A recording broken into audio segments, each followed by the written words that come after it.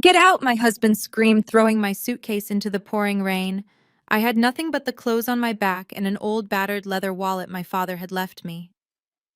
Jamal stood in the doorway of the mansion I had helped him build, looking at me like I was something he had stepped in. He thought he was destroying me. He thought stripping me of my home, my car, and my dignity would break me. He had no idea that the old wallet in my pocket held a black metal card that would make his bank manager fall to his knees in terror. Before I tell you how I bought the very house he kicked me out of and evicted him in front of his new fiancée, let me know where you are watching from in the comments below. Hit like and subscribe if you have ever had to rebuild your life from zero when everyone counted you out. The storm over Atlanta was relentless that night, reflecting the chaos that was about to engulf my life. I was driving my 3-year-old sedan down the winding driveway of our Buckhead estate, fighting the wind that threatened to push me off the road. I had spent the last week at a writer's retreat ghostwriting the final chapters of a memoir for a famous politician, a job that paid the bills while my husband Jamal played CEO. As the house came into view, my headlights cut through the sheets of rain and illuminated something that made my blood run cold. A massive white moving truck was parked squarely on the manicured lawn, its tires tearing up the grass I had just paid to have landscaped. I parked the car and ran toward the front porch, the rain instantly soaking through my blouse. The front door was wide open. Inside, the foyer looked like a war zone.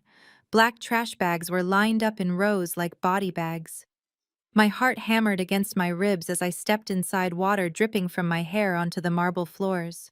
Jamal was standing in the center of the chaos, holding a clipboard and directing 2 movers who were hauling my vintage vanity table down the stairs.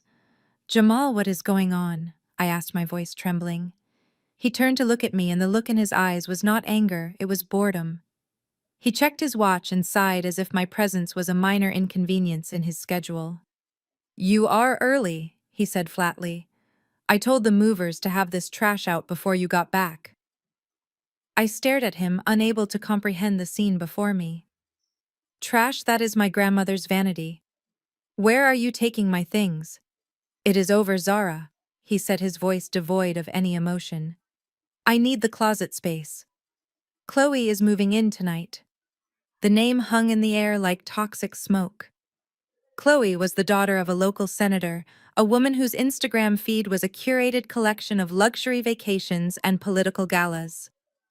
I had seen Jamal liking her photos, but I never thought he would destroy our 5-year marriage for a social climb. "You are kicking me out for a brand?" I asked, my voice rising. Jamal smirked, walking over to pour himself a drink from the crystal decanter I had bought him for our anniversary. "She fits the aesthetic, Zara, look at you." He gestured vaguely at my wet clothes and lack of makeup. "You are a ghostwriter. You exist in the shadows. I am the CEO of a media empire now. I need a wife who shines on a magazine cover, not someone who smells like old paper and whatever that metallic smell is."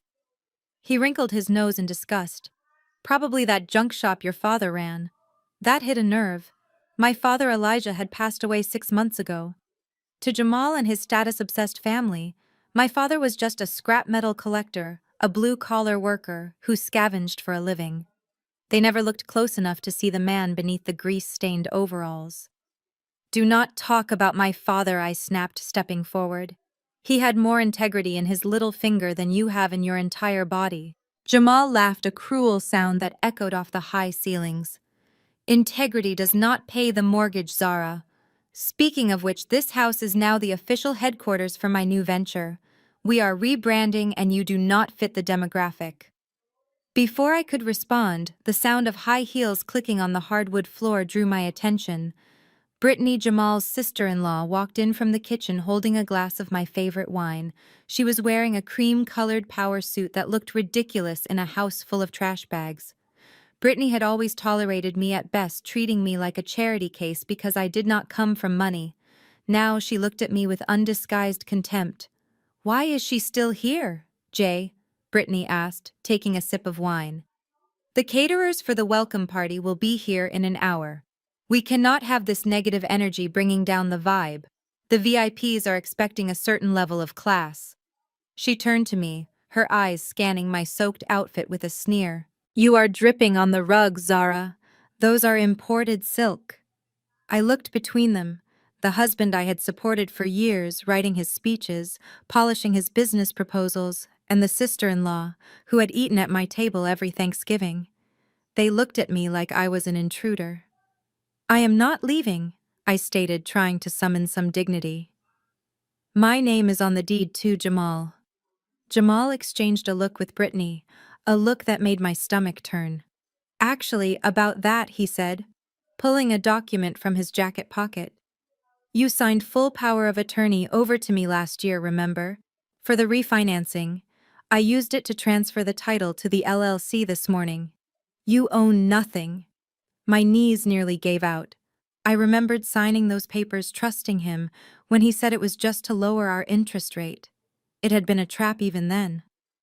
I lunged for the trash bag nearest to me, the one I knew contained my laptop. My entire career, my client list, my unfinished manuscripts were on that drive.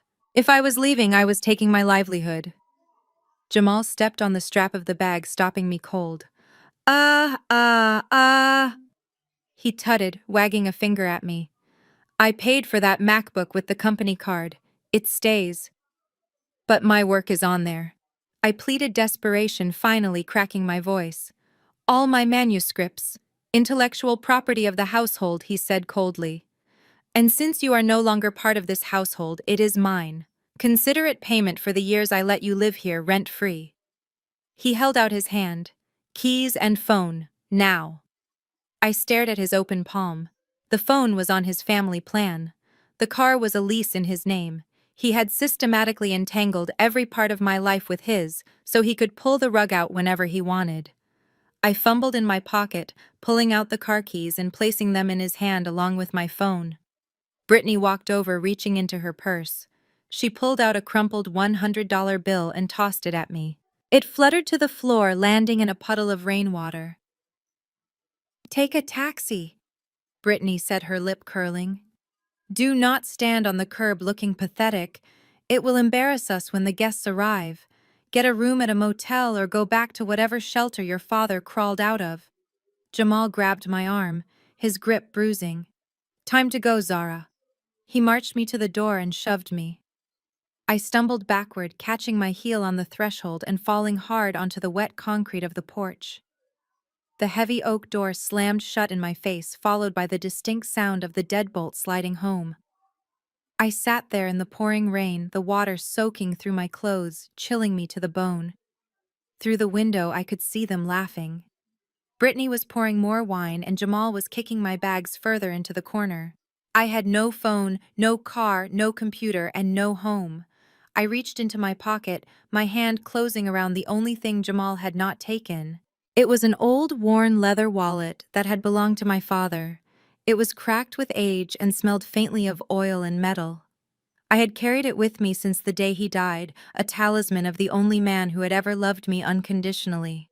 I huddled under the small overhang of the porch, shivering violently as the reality of my situation crashed down on me.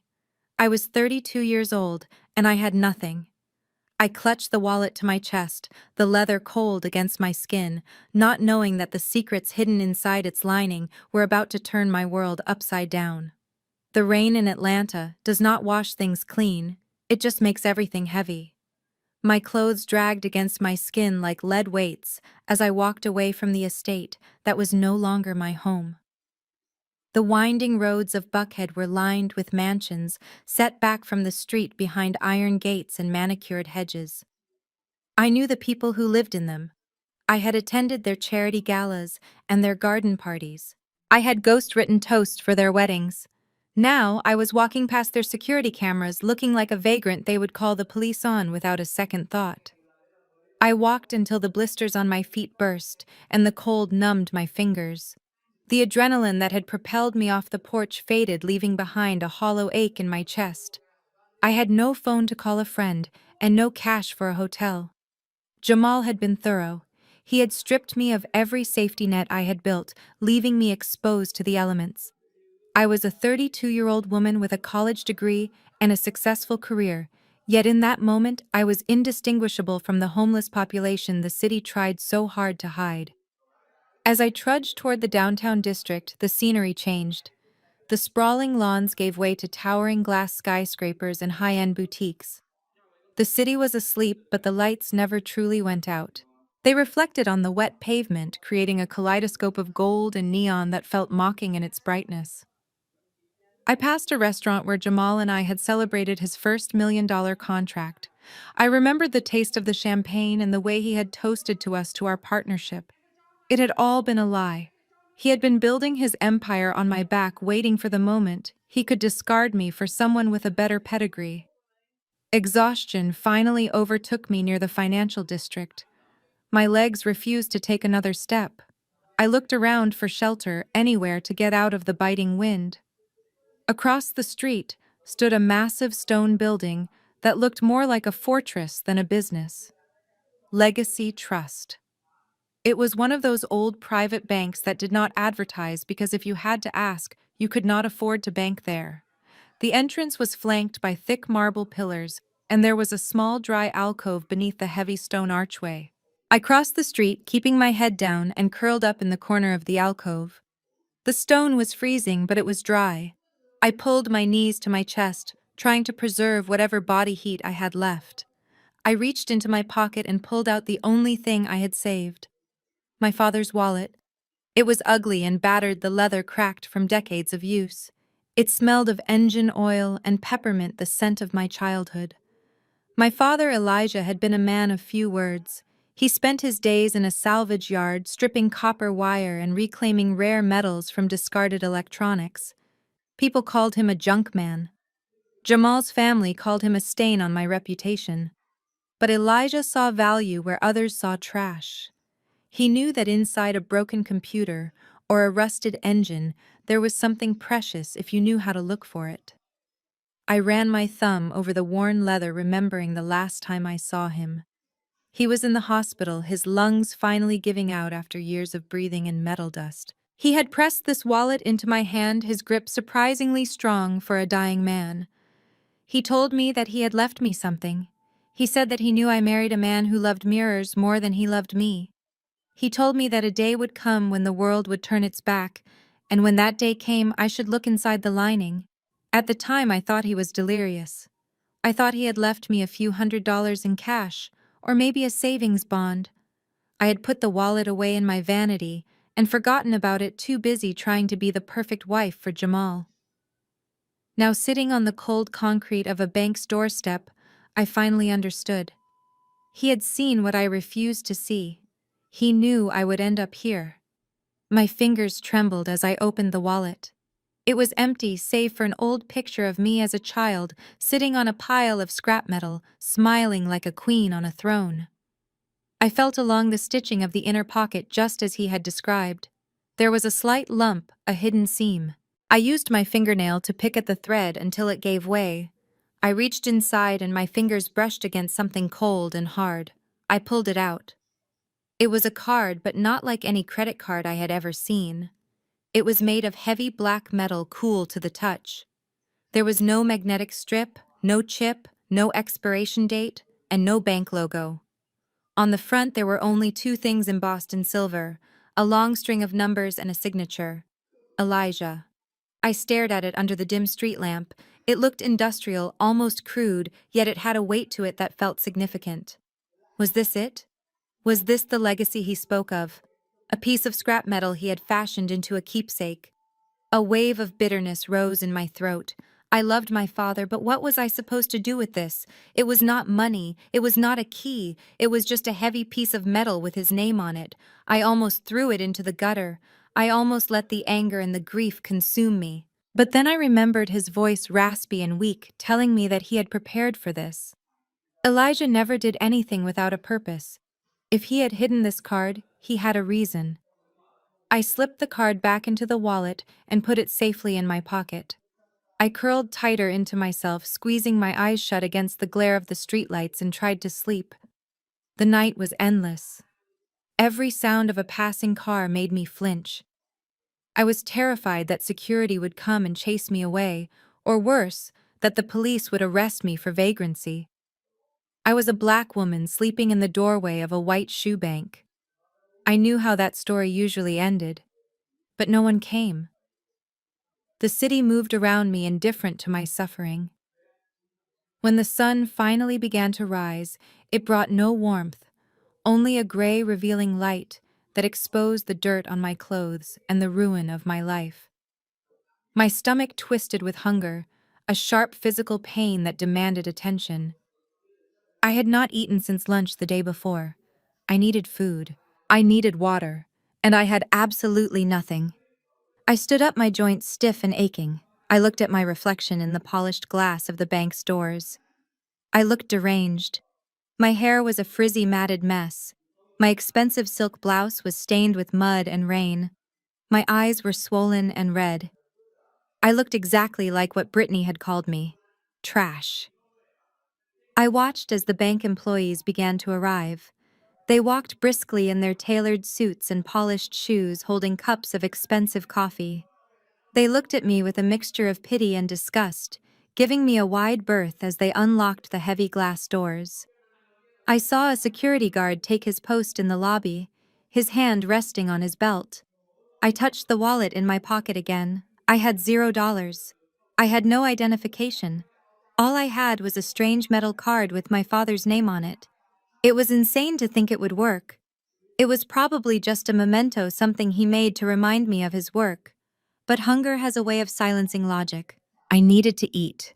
Even if the card was worthless, maybe I could beg. Maybe I could ask for a glass of water.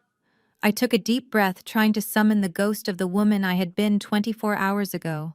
The woman who commanded respect. The woman who managed million-dollar book deals. I straightened my spine and smoothed down my ruined shirt.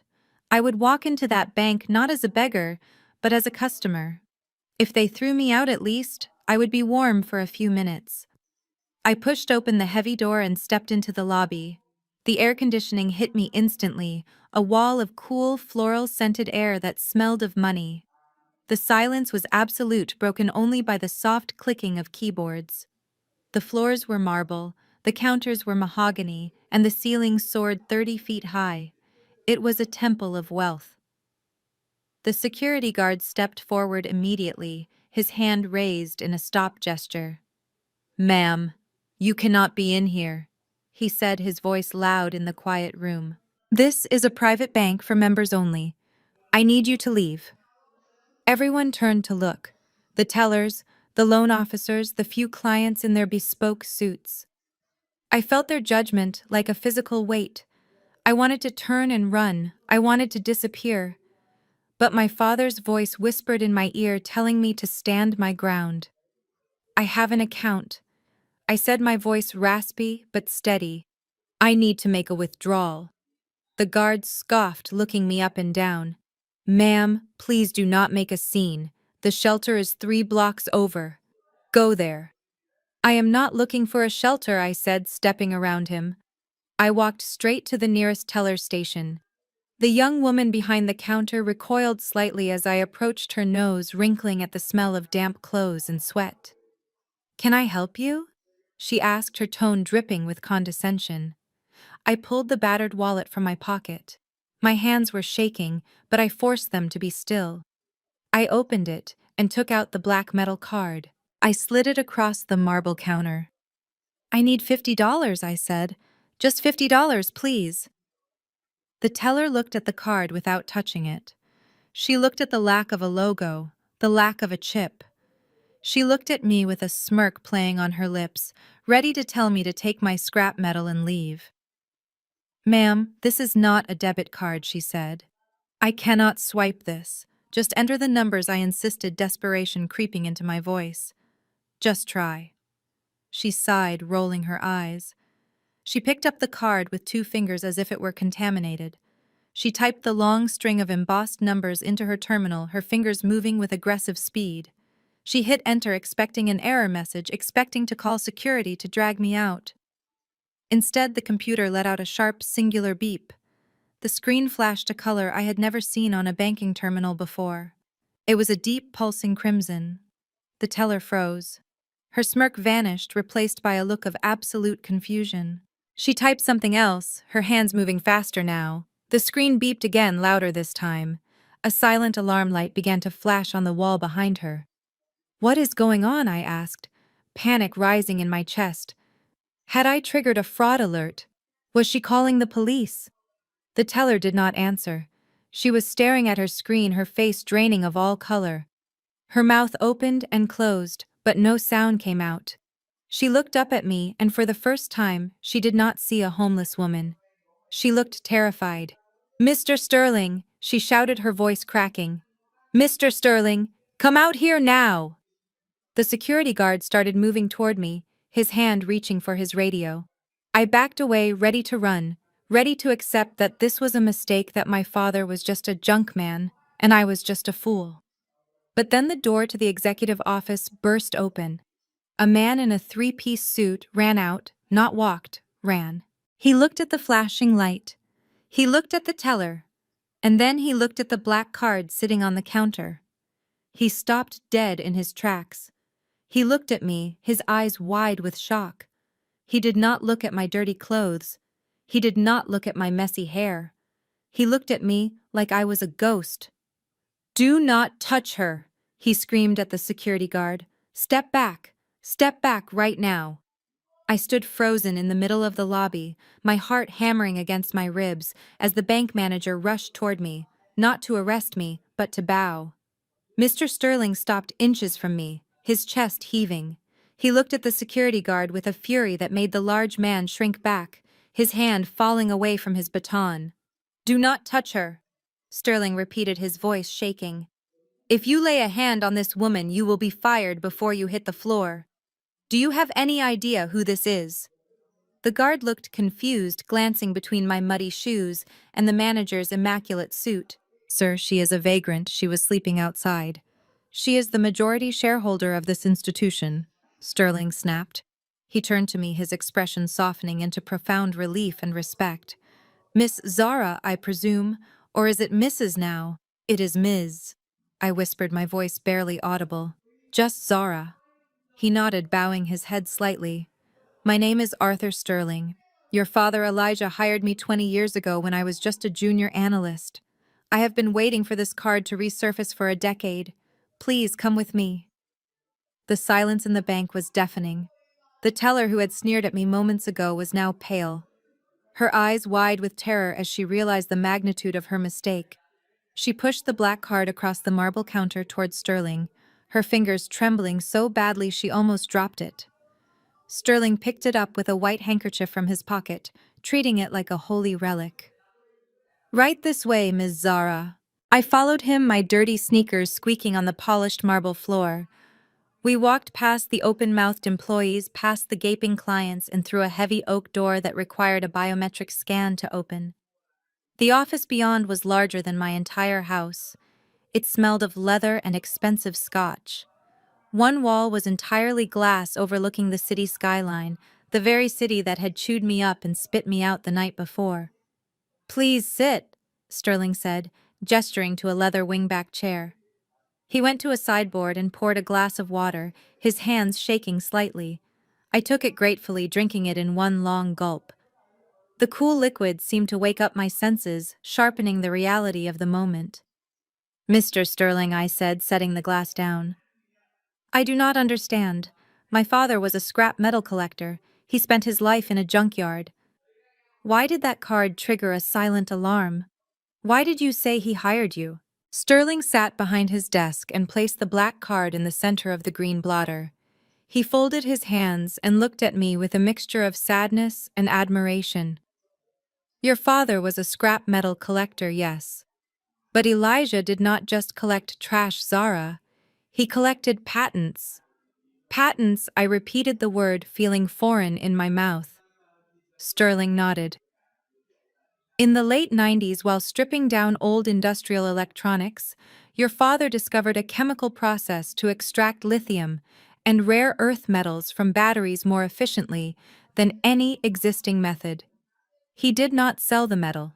He patented the extraction process. Every time a major tech company recycles a battery today, they pay a royalty to a holding company called Phoenix Reclamations." "Phoenix Reclamations," I whispered. I had seen that name on old mail in my father's office mail I thought was junk. That is your father's company, Sterling said. He was a brilliant man, Zara, but he was also a paranoid man. He saw how money destroyed families. He saw how people changed when they smelled wealth. He wanted you to grow up understanding the value of work. He wanted you to build your own character before you were burdened with his legacy. So he hid it. He lived in that junkyard driving that old truck, putting every cent of those royalties into a blind trust managed by this bank. I sat back in the chair, my head spinning. My father, the man who wore grease-stained overalls and ate sandwiches wrapped in wax paper, was a secret tycoon. He had watched me struggle. He had watched me take out student loans. He had watched Jamal belittle his profession, and he had never said a word. Why now? I asked, tears pricking my eyes. Why did he give me the card when he died? Because he knew you would only use it when you had no other choice, Sterling said gently. The terms of the trust were specific. The account was to remain dormant until the card was presented in person by his daughter. He told me once that you would know when it was time. He said you would use it when the world tried to break you. I looked down at my hands stained with the dirt of the street. He was right. I had only used it because I was starving, because I had been stripped of everything else.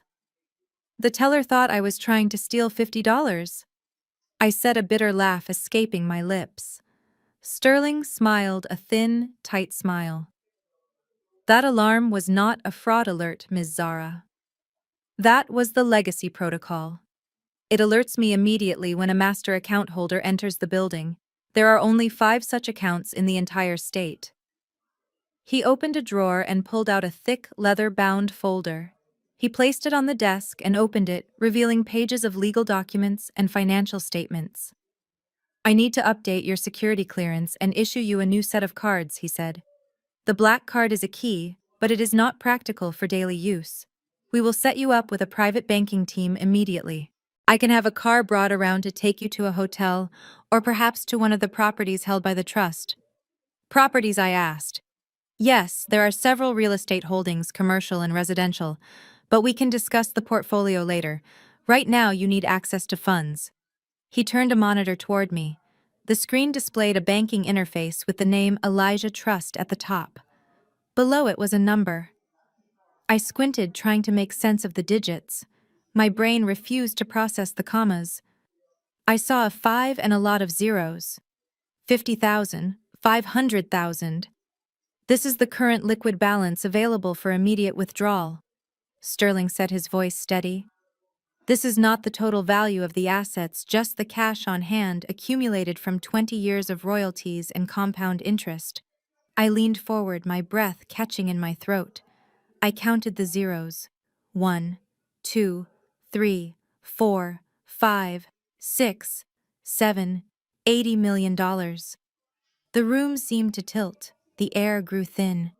I looked at Sterling, waiting for the punchline, waiting for him to tell me this was a computer glitch or a cruel prank. But his face was serious. 80 million, I choked out. $80,754,000.12, Sterling corrected. And the patents are still generating approximately $3 million a quarter. You are not just wealthy, Ms. Zara. You are one of the wealthiest women in Atlanta. The weight of it crashed down on me. The years of Jamal's condescension, Brittany's sneers about my poverty, my father's silence while he sat on a fortune, the $100 bill Brittany had thrown in the mud. It all swirled together in a kaleidoscope of irony and pain. I had been sleeping on the concrete outside this building while owning enough money to buy the block. My vision began to tunnel. The edges of the room went black. I heard a rushing sound in my ears like the ocean or a storm.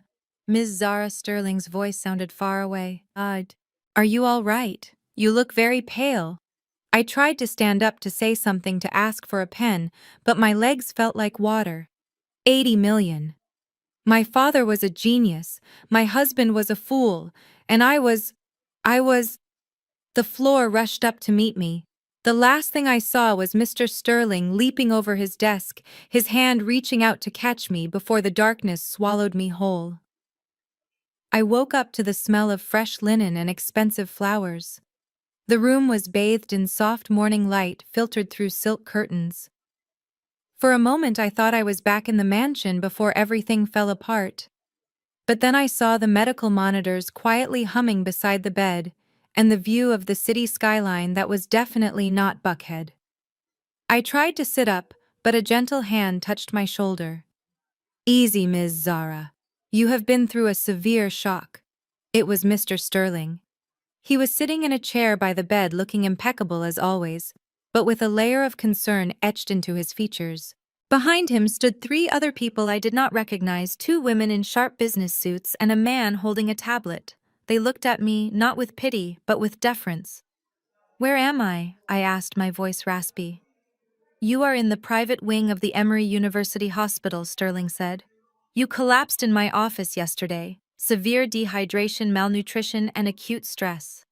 The doctors say you need rest and fluids, but you are stable."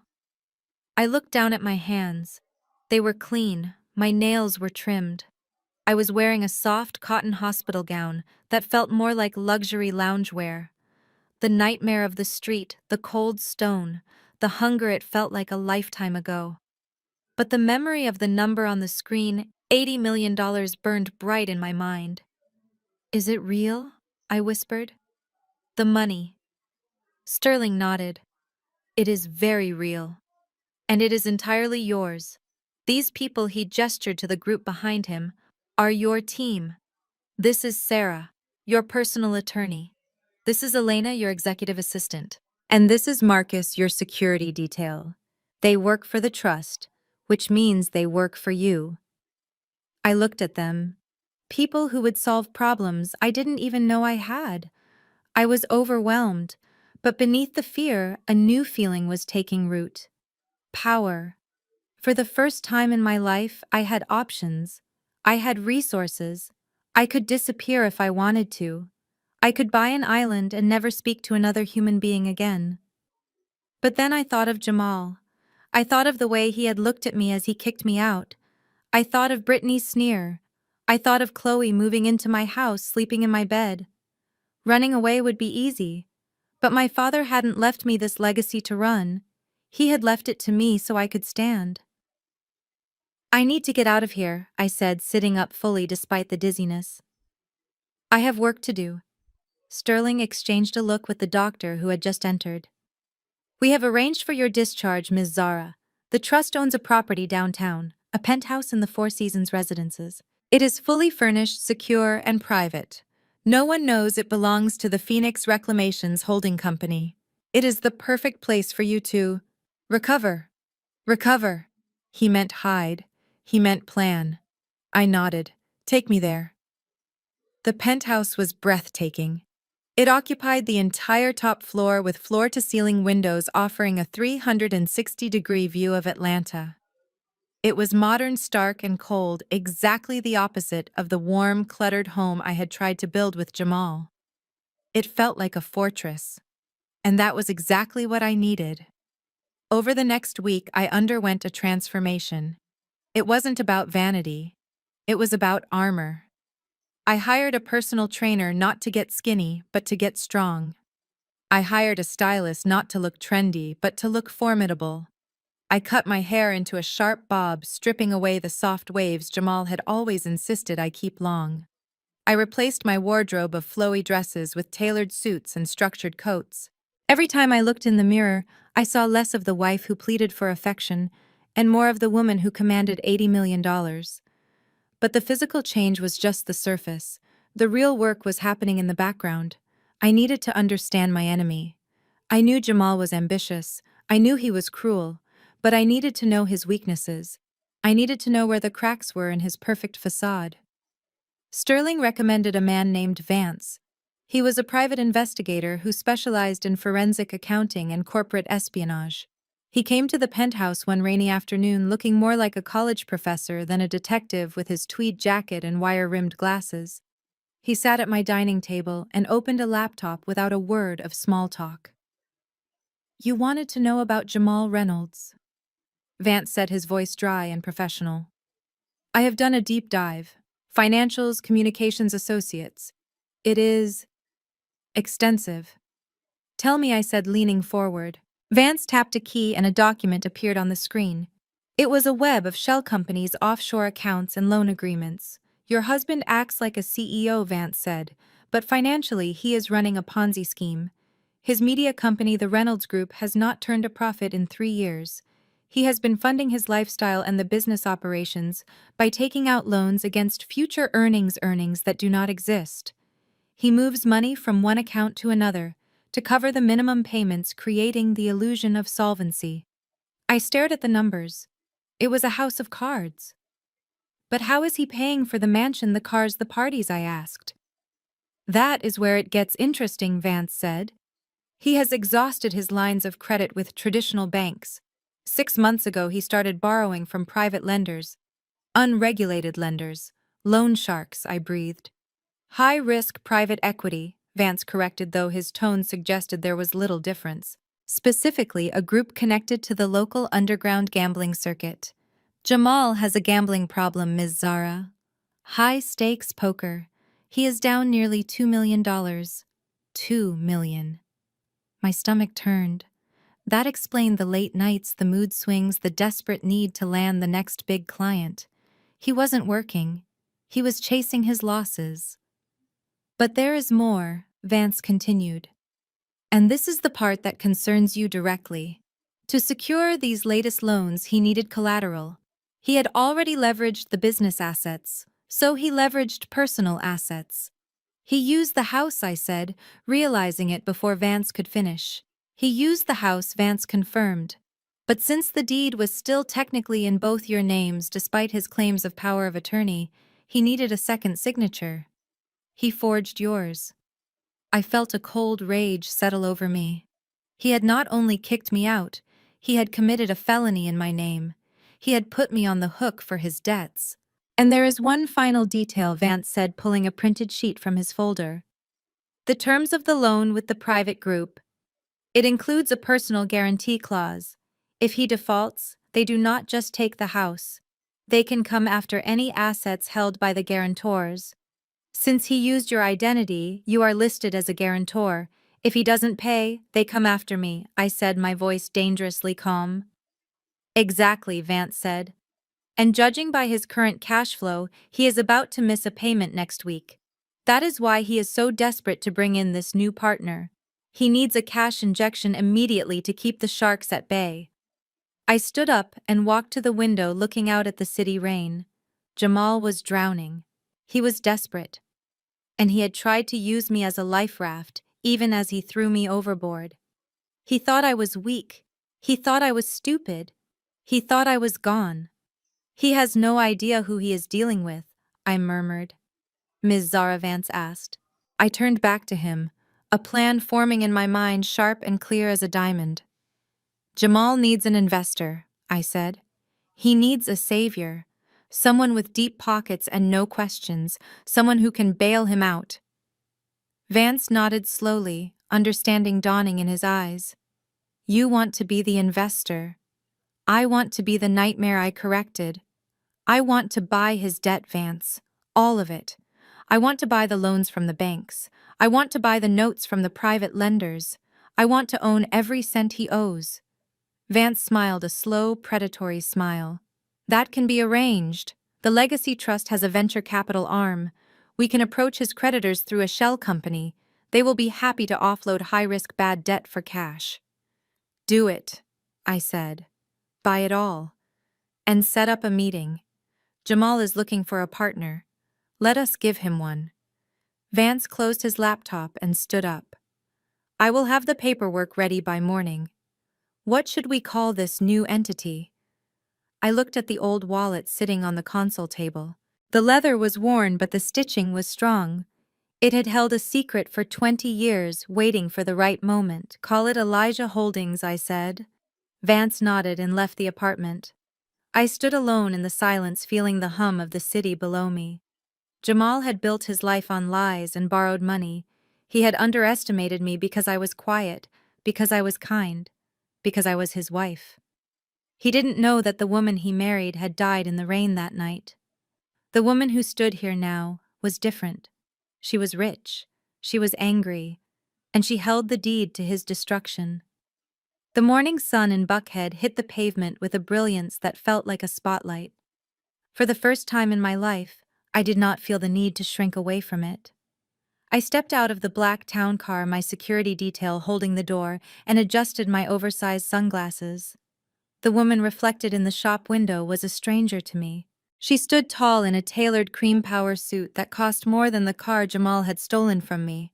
Her hair was sharp, her lips painted a deep crimson, and she carried a Birkin bag not as a status symbol, but as a weapon. I had spent the last 3 days with Vance digesting the dossier on my husband's life. I knew about the debts, the gambling, the lies.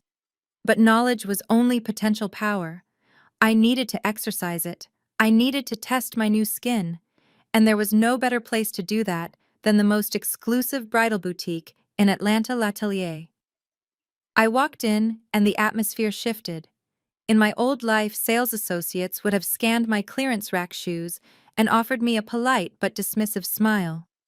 Today, the manager rushed forward, his eyes clocking the bag, the shoes, and the black card I was casually holding. "Good morning, madame," he said, bowing slightly. "How may we assist you today?" "I am just browsing," I said, my voice cool and detached. "I need a new wardrobe. Something that says I own the building, not just the apartment." The manager beamed. "You have come to the right place. We just received the fall couture collection from Paris. Shall I close the showroom for a private viewing?" "No," I said, walking toward a rack of evening gowns. "I want to see everything." I was running my hand over a silk emerald gown when the front door chimed. The peace of the boutique was instantly shattered by a voice I knew better than my own, a voice that still haunted my nightmares. "We need champagne immediately, and do not bring me the cheap stuff. This is a celebration." I froze. My hand tightened on the silk. I did not need to turn around to know who it was. Brittany.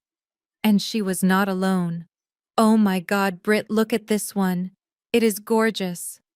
That was Chloe, the senator's daughter, the woman living in my house, the woman sleeping in my bed.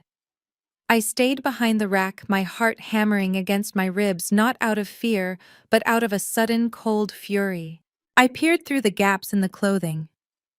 Brittany was wearing a loud floral dress that screamed new money, while Chloe looked effortlessly chic in tennis whites. They were here for a wedding dress. A dress for the wedding to my husband. The manager looked torn, glancing between me and the new arrivals. He started to move toward them, but Brittany was already snapping her fingers. "You there?" she barked at a junior associate. "My friend needs the Vera Wang custom piece, the one in the window. Get it down, now." I watched as the poor girl scrambled to obey. Chloe clapped her hands delightedly. "Jamal is going to die when he sees me in this," she squealed. "It is perfect for the gala. We are going to announce the date there, you know." "I know," Brittany said smugly. "My brother finally has a woman who matches his ambition. No offense to the charity case, but you are a serious upgrade." The charity case. I felt a vein throb in my temple. I took a deep breath, centering myself. This was not the time to hide. This was the time to hunt. I stepped out from behind the rack, moving with a slow, deliberate grace. My heels clicked rhythmically on the polished floor, a sound like a ticking clock. Brittany was busy examining a veil, her back to me. She saw my reflection in the trifold mirror before she saw me. She paused, her eyes widening as she took in the suit, the bag, the aura of wealth. She turned around, a syrupy smile plastering onto her face, assuming I was someone important, someone she should know. "Oh, excuse me," she said, her voice dropping an octave into her fake socialite tone. "I love those shoes. Are those the new season Louboutins?" I have been trying to find a pair everywhere. I stopped 3 feet away from her. I slowly reached up and removed my sunglasses, hooking them onto my lapel.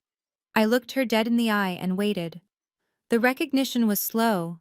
It started in her eyes, a flicker of confusion. Then her brow furrowed. Then her mouth dropped open. The smile slid off her face like oil. "Zara," she breathed. The silence that followed was absolute. Chloe looked between us confused. You know her, Brit. Brittany let out a harsh, incredulous laugh. Know her? This is Jamal's ex, the one we kicked out last week. She stepped closer into my personal space, sniffing the air as if checking for the smell of the junkyard. She looked me up and down, her eyes narrowed in suspicion. What are you doing here, Zara? She sneered. Did you get a job as a cleaner? Or maybe you are here to beg for your old clothes back? I did not flinch. I stared at her, channeling every ounce of the power $80 million gave me. I am shopping Brittany. Same as you. Shopping, she scoffed. With what money? Did you steal Jamal's change jar on the way out? Or did you find yourself a sugar daddy already? Who is he, Zara? Some old man who likes charity cases. Chloe giggled, covering her mouth. Oh, this is the ex. Jamal said she was plain.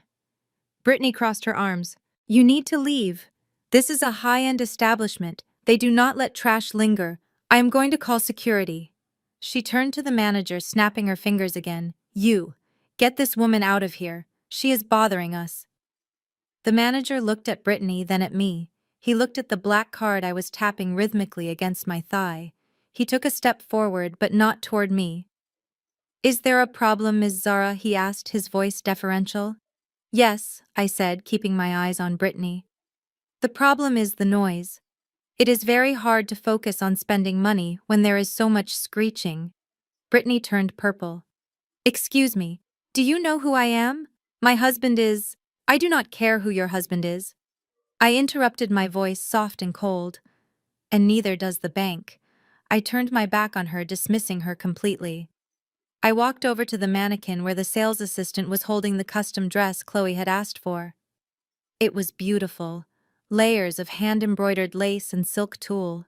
It cost $30,000. I saw the price tag. I touched the fabric. It is lovely, I said. Chloe bristled. Do not touch it. That is my dress. I am trying it on. I looked at the manager. How much for this gown? 32,000, madame, he replied. It is a one of a kind. I will take it, I said. Brittany laughed a shrill sound. You cannot afford that, Zara. Stop playing pretend. You are going to get arrested. I handed the black card to the manager. Put it on the account and add 20% for the staff's trouble. The manager took the card without hesitation. He walked to the counter and ran it. The machine beeped approval instantly. Brittany's jaw hit the floor. Chloe looked like she was about to cry. But how she stammered. Jamal said she was broke. The manager returned with the receipt and a pen. I signed it with a flourish. Shall we wrap this for you, Miss Zara? He asked. Or would you like it sent to your penthouse? I looked at the dress. I looked at Chloe, who was staring at it with longing. And then I looked at Brittany, whose face was a mask of shock and rage. No, I said. I do not want to wear it.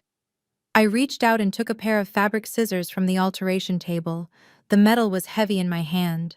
I just realized, I said, running my thumb along the blade. My new apartment has these terrible marble floors. They get so dusty. I really need some new cleaning rags. Brittany's eyes bulged. You wouldn't. I stepped up to the dress. I gathered the delicate lace bodice in my hand, and with a single violent motion I drove the scissors through the fabric. The sound of tearing silk was louder than a scream. Chloe shrieked. Brittany lunged forward, but my security detail stepped out from the shadows, blocking her path with a wall of muscle. I cut again. And again. I shredded the bodice. I slashed the tulle skirt. I destroyed $30,000 of couture in 10 seconds. I dropped the scissors onto the pile of ruined fabric. There, I said, dusting off my hands. That should be enough to clean the toilets. I turned to the manager, who was staring at me with a mixture of horror and awe. Have the scraps sent to my address, and please escort these women out. They are ruining my shopping experience. You cannot do this, Brittany screamed, struggling against the security guard. That was Chloe's dress. You are crazy. You are going to pay for this. I already paid, I said, smiling. I bought it. It is mine. And I can do whatever I want with it, just like I am going to do with everything else you think you own. The guards dragged them toward the door. Brittany was still screaming threats, but her voice was tinged with fear now. She had seen the card. She had seen the money. And for the first time she realized that the game had changed. I stood in the center of the boutique surrounded by luxury and ruins. I felt a surge of adrenaline so potent it made my hands shake. This was just a dress. It was just a warm-up. But the look on Brittany's face, the sheer, unadulterated terror of realizing she was outmatched, was worth every penny. I checked my reflection in the mirror one last time. The woman staring back smiled. It was not a nice smile. It was the smile of a wolf that had just tasted blood. I picked up my bag and walked out into the sun, ready for the next round. Jamal was waiting, and I had a whole lot more shopping to do. Elijah Holdings was born in a glass-walled conference room 30 stories above the city.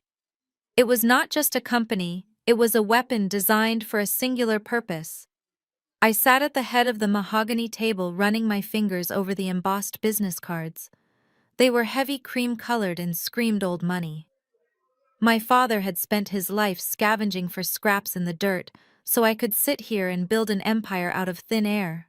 It was poetic justice that the very fortune he hid would be used to dismantle the man who mocked him. Vance stood by the whiteboard mapping out the architecture of the trap.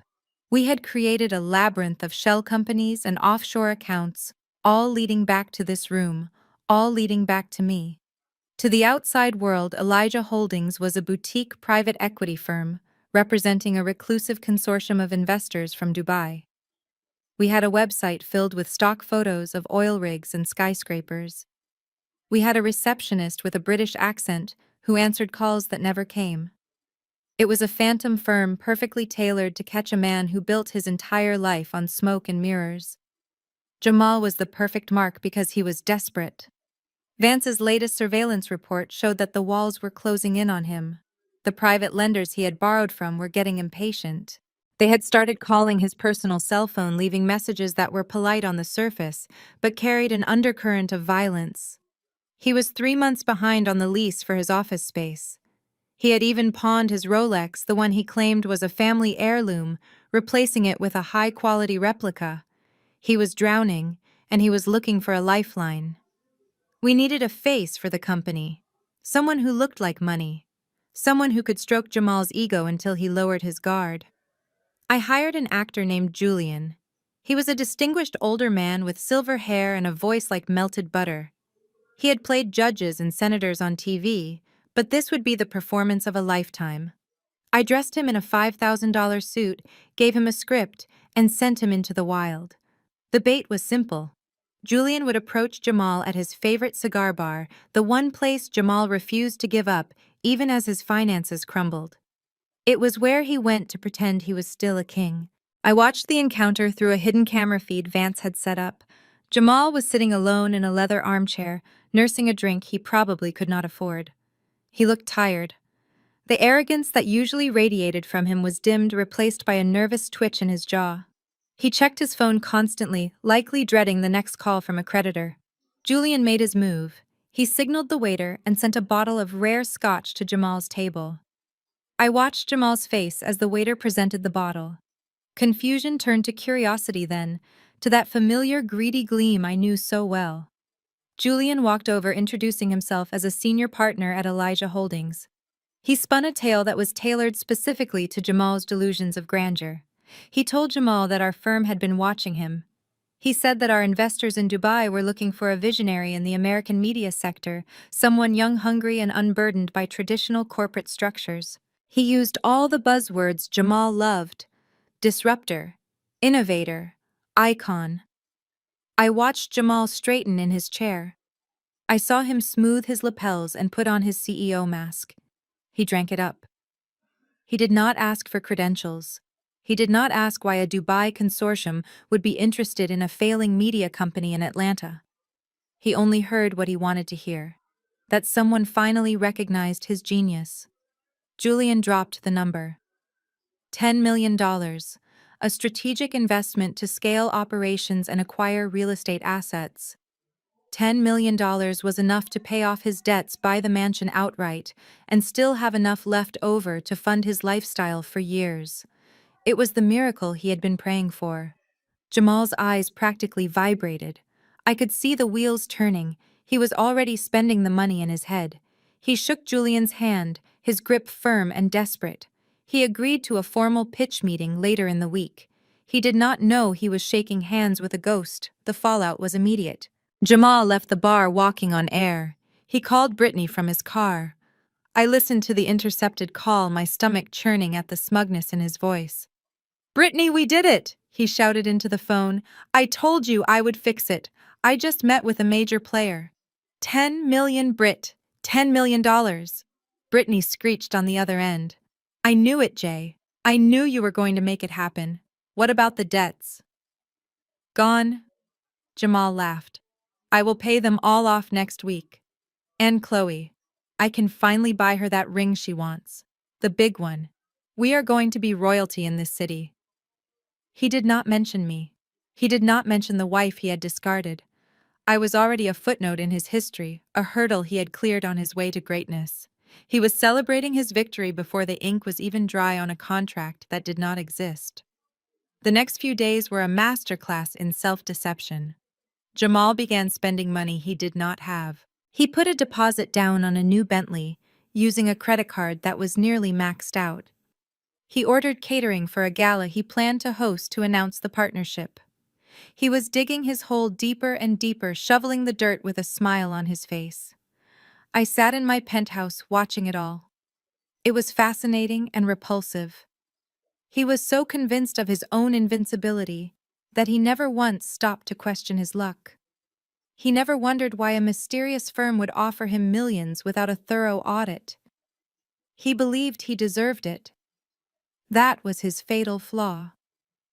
Then the news of the dress incident reached him. Brittany must have run to him the moment she was thrown out of the boutique. I wondered how she spun it. I wondered if she told him about the black card or the millions I had dropped on a dress just to destroy it. My phone rang on the fourth night. It was my old number, the one I had left with him.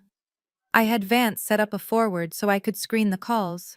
The caller ID flashed hubby. I stared at it for a long moment, my finger hovering over the decline button. I decided to let it go to voicemail. I wanted to hear his voice. I wanted to hear his fear. But when I played the message, it was not fear I heard. It was pure, unadulterated venom mixed with a new, arrogant confidence. "Zara, it is Jamal. Brittany told me about your little stunt at the bridal shop. I heard you came into some money. What did you do, sue the city for your father's death? Or maybe you found a sucker to pity you. Do not think that buying a dress makes you someone, Zara. You are still the same pathetic girl I pulled out of the gutter. You destroyed a dress because you are jealous. You are jealous because Chloe has everything you never could be. She has class. She has a future. You have nothing but spare change." He paused, and I could hear the clinking of ice in a glass. He was drinking. He was celebrating. "And just so you know," he continued, his voice dropping to a sneer, "that little windfall of yours is nothing compared to what I am about to do. I am signing a deal next week, Zara. $10 million. I am going to own this city. And you. You will still be nobody. Enjoy your rags. Do not ever come near my family again, or I will use my new resources to bury you." The message ended with a click. I sat in the silence of my multi-million-dollar apartment, the city lights twinkling below me like diamonds. He thought I had found a few $1,000s. He thought I was acting out of petty jealousy. He had no idea that the hand offering him the $10 million was mine. I played the message again. I listened to his laughter. I listened to his threats. And then I smiled. He was right about one thing. He was about to sign a deal. But he was wrong about the outcome. He thought he was signing his way into the history books. He was actually signing his confession. I picked up my phone and called Vance. "Is the paperwork ready for the meeting?" I asked. "It is ready," Ms. Zara Vance replied. "The terms are aggressive." "Good," I said. "Make sure the clause about the collateral is buried deep. I want him to sign over the house, the business, and everything he owns before he realizes what hit him." "He will sign," Vance assured me. "He thinks he is winning." I hung up and walked to the window. The reflection in the glass showed a woman in a silk robe holding a glass of water.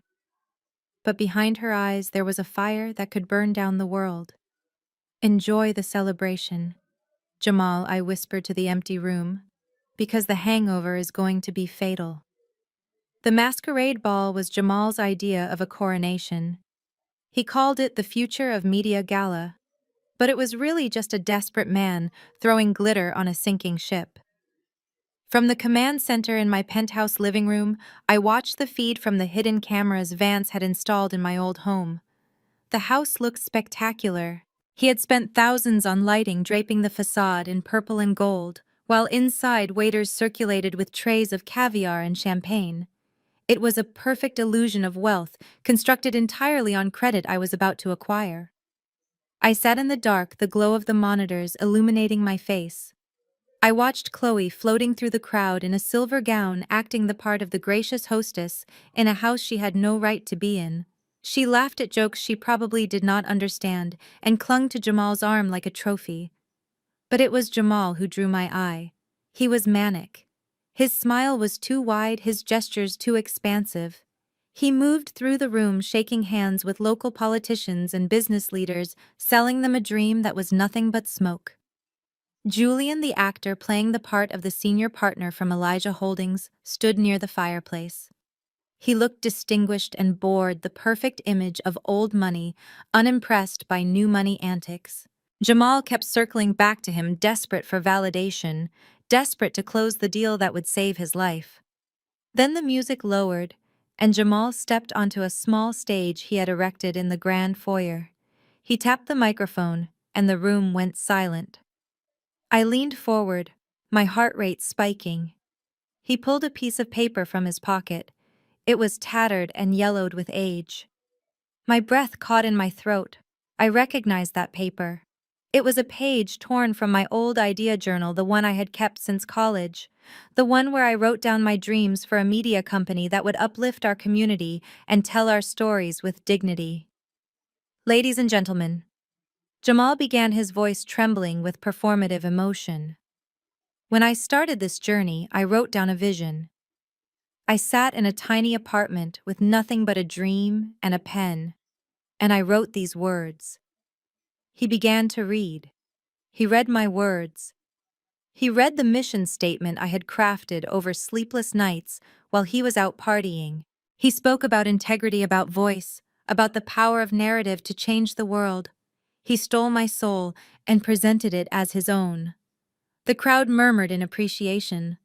They clapped for his sensitivity, his foresight. They had no idea they were applauding a thief. Tears of rage pricked my eyes. He had taken my house, my car, my dignity, and now he was cannibalizing my mind. He was stripping me for parts to build his own legend. I watched him bask in the applause, wiping a fake tear from his eye. It was the performance of a lifetime, but not everyone was buying it. On screen 3, I saw Brittany standing near the bar. She was not clapping. She was watching Julian. She had cornered him earlier in the evening, asking pointed questions about the investors in Dubai. Julian had deflected brilliantly, but Brittany was like a shark. She could smell blood in the water.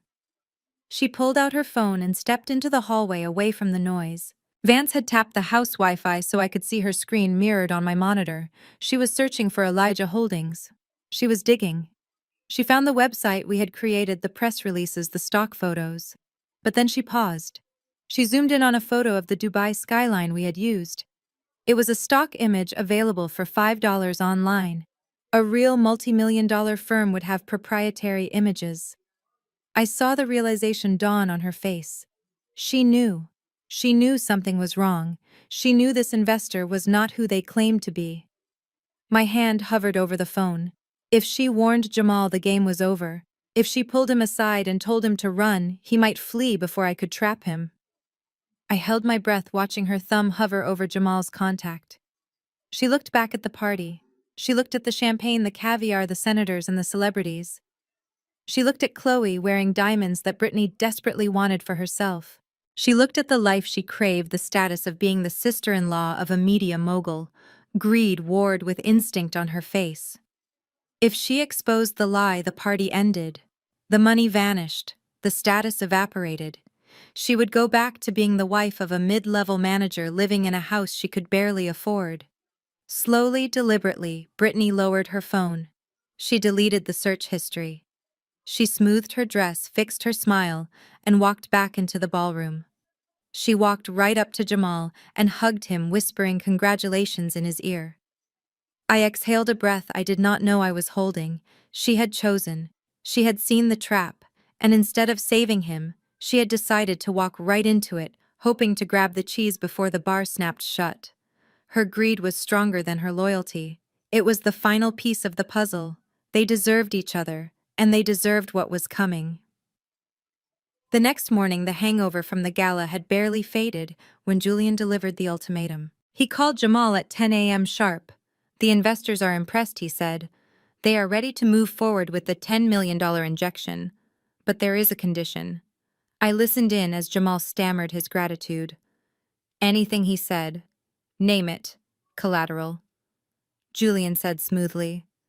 The board requires tangible assets to secure the initial tranche of funding. We need the deed to the Buckhead estate. We need it transferred to the holding company as a good faith gesture until the revenue targets are met. There was a silence on the line. Jamal knew he had a problem. The deed was still in both our names. He had lied to me about transferring it with power of attorney because he knew he couldn't actually do it without my notarized signature or a court order. He had been bluffing, hoping to bully me into disappearing. But selling the house or using it as collateral for a legitimate firm required legal perfection. No problem, Jamal lied, his voice cracking slightly. The paperwork is in order. I can have it to you by the end of the week. 48 hours, Julian corrected. The investors are flying out on Friday. They want the deal signed and the collateral secured before they leave. 48 hours. Jamal hung up and immediately called Brittany. Panic was evident in every syllable.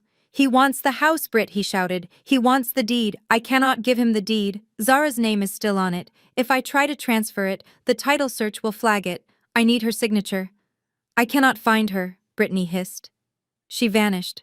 Jamal, I checked the shelters. I checked her friends. Nobody has seen her since the boutique incident. She is probably living under a bridge. If I don't get that signature, I lose the 10 million, Jamal said, his voice rising to a scream. I lose everything. The loan sharks are giving me until Monday. If I don't pay them... He didn't finish the sentence. He didn't have to. We all knew what the private lenders did to people who didn't pay. There is another way, Brittany said, her voice dropping to a conspiratorial whisper. What way? She doesn't have to sign it. Someone just has to sign it as her. Forgery. Jamal breathed.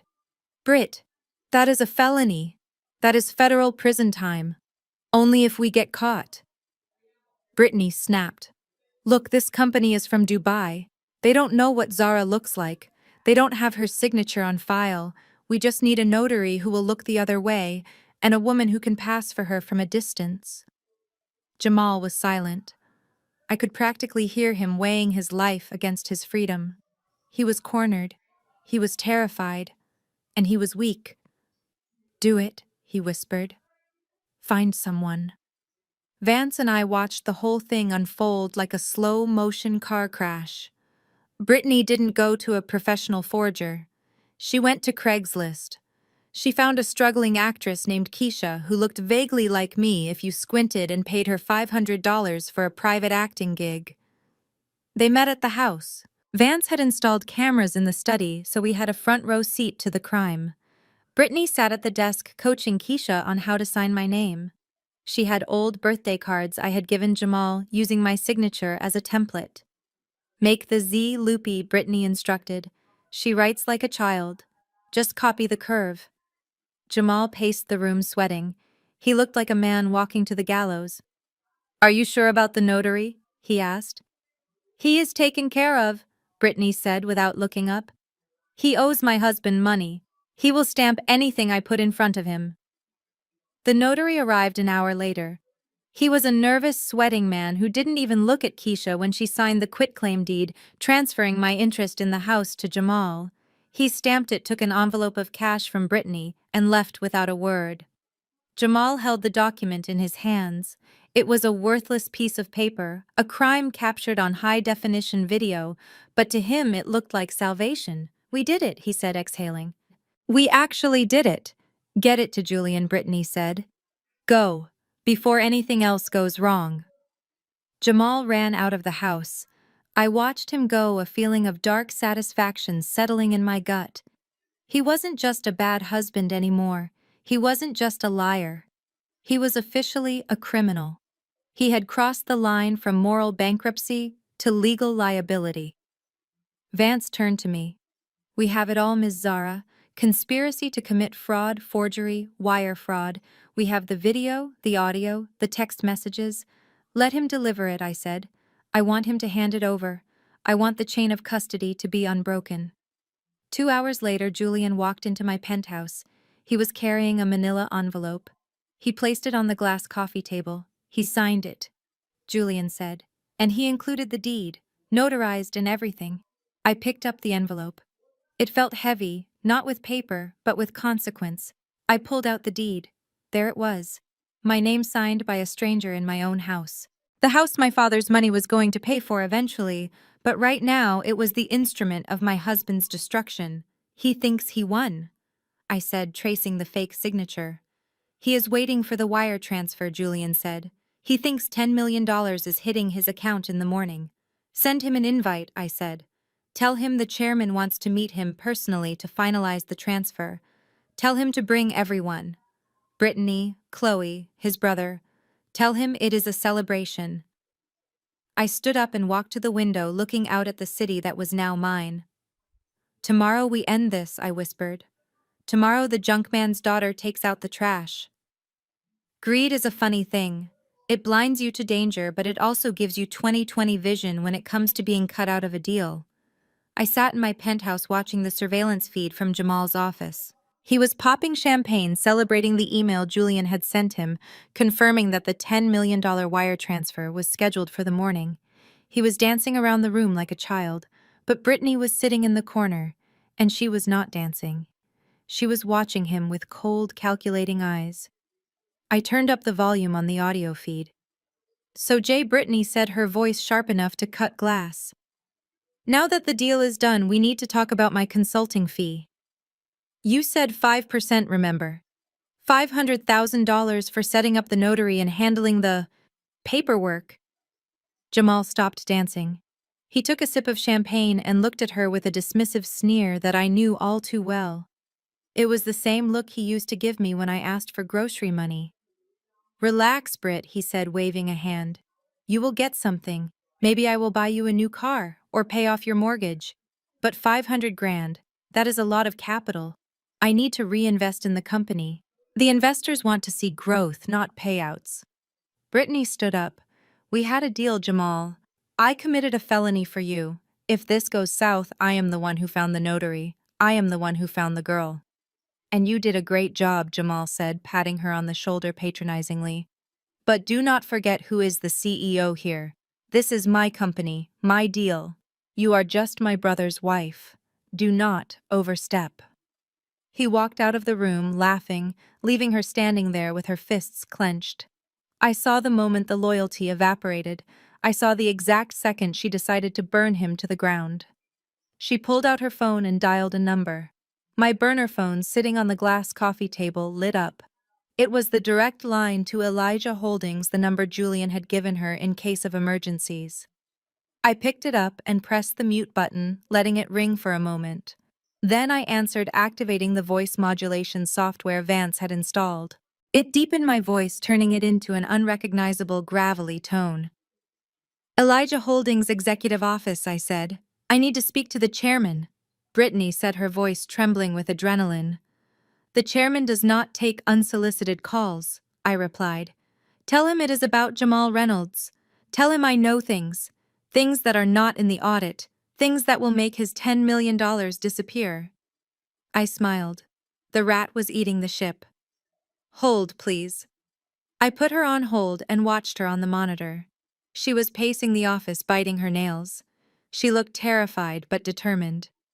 I waited 2 full minutes, letting her sweat. Then I picked up the line again. This is the chairman. You have 2 minutes. Listen to me, Brittany said, speaking fast. You are about to make a mistake. Jamal Reynolds is a fraud. The numbers he gave you are cooked. He is not just in debt, he is laundering money. Go on, I said, leaning back in my chair. He has a side business, she continued. A landscaping company that has 0 employees and 0 trucks, but somehow makes $50,000 a month in cash deposits. It is how he washes the money from his gambling debts and the loans he takes from unsavory people. If you invest in him, the IRS will be knocking on your door within 6 months. I pretended to consider this. That is a serious accusation, Mrs. Reynolds. Do you have proof? I have the ledgers, she said. I kept copies. I knew he would try to screw me over. I have the bank statements, the fake invoices, everything. Why are you telling me this? I asked. Why betray your family? Because he betrayed me first, she spat. He promised me a cut, and now he is cutting me out. I want a deal. I will give you the evidence. I will testify if you need me to. But I want cash, $100,000, untraceable. And I want immunity if the feds get involved. I hit the record button on my console, ensuring every syllable was captured in high-definition audio. What else? I asked. What else is he hiding? Everything, she said, laughing bitterly. The man is a pathological liar. You know that sob story about his wife leaving him? He kicked her out. He stole her car, her laptop, her life. He forged her signature on the deed you are holding right now. That woman who signed it was an actress I hired off the internet. I closed my eyes, letting the vindication wash over me. She was admitting to the forgery on tape. She was handing me the keys to her own prison cell. And Chloe, she continued. The senator's daughter. He does not love her. He calls her the golden goose behind her back. He is only marrying her for her father's connections. He has been sleeping with his ex-secretary the whole time. He laughs about it. He says Chloe is too stupid to notice. This was news to me. Even I didn't know he was cheating on his new trophy. It was pathetic and entirely predictable. That is quite a portfolio of secrets, Mrs. Reynolds, I said, my voice flat. Can you bring me the physical evidence? The ledgers. Yes, she said. I can bring them to the signing ceremony tomorrow. Just tell me we have a deal. I looked at the monitor. Jamal had walked back into the room, oblivious to the fact that his sister-in-law was selling him down the river. He was pouring another drink, toasting his reflection in the mirror. We have a deal, I lied. Bring the documents. We will handle the payment at the ceremony. Thank you, she breathed, relief flooding her voice. You won't regret this. I hung up the phone and stopped the recording. I saved the file, titling it simply, Brittany. Vance walked in from the other room holding a tablet. Did you get it? I got everything I said. Money laundering, forgery, conspiracy, fraud. She sang like a bird. And the part about the senator's daughter, Vance asked. Recorded, I said. I think the senator might be very interested to hear what his future son-in-law thinks of his little girl. I stood up and walked to the window. The city looked different tonight. It looked cleaner. The storm had passed and the air was crisp. I felt a sense of calm settle over me. The pieces were all in place. The trap was sprung. They are going to walk into that room tomorrow thinking they are royalty, I said. Jamal thinks he is getting $10 million. Brittany thinks she is getting a payoff and revenge on Jamal. Chloe thinks she is marrying a mogul. And what are they actually getting? Vance asked, a small smile playing on his lips. I picked up the black metal card from the table. It was cool and heavy in my hand. They are getting me, I said. I looked at the outfit I had chosen for the reveal. It wasn't just a suit. It was a statement. White silk, sharp shoulders, flawless tailoring. It was the color of a funeral shroud and the color of rebirth. Make sure the police are on standby, I told Vance. I want them waiting in the wings. but do not let them come in until I give the signal.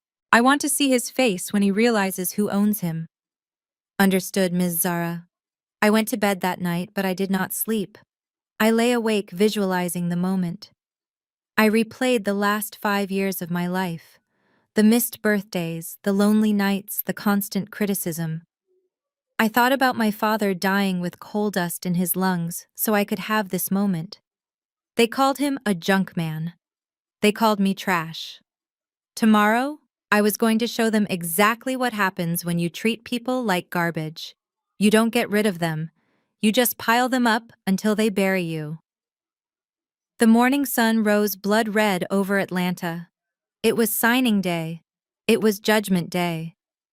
I drank my coffee black and watched the cars crawling like ants on the highway below. Somewhere down there, Jamal was putting on his best suit. Brittany was gathering her stolen ledgers. Chloe was dreaming of wedding bells. They were all rushing toward the cliff edge. And I was the gravity waiting to pull them down, the saint. Regis' conference room was a theater of opulence designed to intimidate. Floor-to-ceiling windows framed the Atlanta skyline, capturing the very buildings my husband claimed he was about to conquer. Inside, the air was thick with the scent of expensive cologne and premature victory. From my position in the adjacent viewing room where I watched the security feed, I could see every bead of sweat on Jamal's forehead and every diamond on Chloe's finger. They had dressed for a coronation. Jamal wore a bespoke navy suit that cost more than my father made in a year, while Chloe looked like a pageant queen in a dress that was tight enough to cut off her circulation. My entire in-law family was there. Jamal's mother sat at the head of the table looking like the queen mother, her face plastered with a smug satisfaction that sickened me. She had spent years telling me I wasn't good enough for her son. Today she believed her son was finally getting the partner he deserved. Even his brother was there clapping Jamal on the back, talking about how they were going to spend the first million on a yacht trip to Miami. But the most interesting person in the room was Brittany. She sat slightly apart from the rest, clutching her designer handbag with a white-knuckled grip. I knew exactly what was inside that bag. The black ledgers, the bank statements, the evidence of Jamal's crimes. She kept glancing at the door, her eyes darting around nervously. She wasn't here to celebrate. She was here to collect her blood money and run. She thought she was the smartest person in the room, playing both sides against the middle. She had no idea she was just another pawn on my chessboard. Jamal stood up, tapping his crystal flute with a silver fork. The room went silent.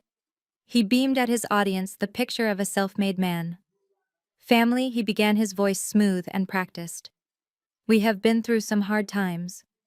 There were moments when I didn't know if the vision would survive. But you know what they say, you have to trim the dead branches so the tree can grow. He paused for effect, looking meaningfully at his mother, who nodded in agreement. I made some tough choices recently, Jamal continued. I had to cut loose people who didn't share our ambition, people who were content with mediocrity. It wasn't easy, but looking at where we are today, standing on the brink of a $10 million partnership, I know I made the right decision. We are shedding the past.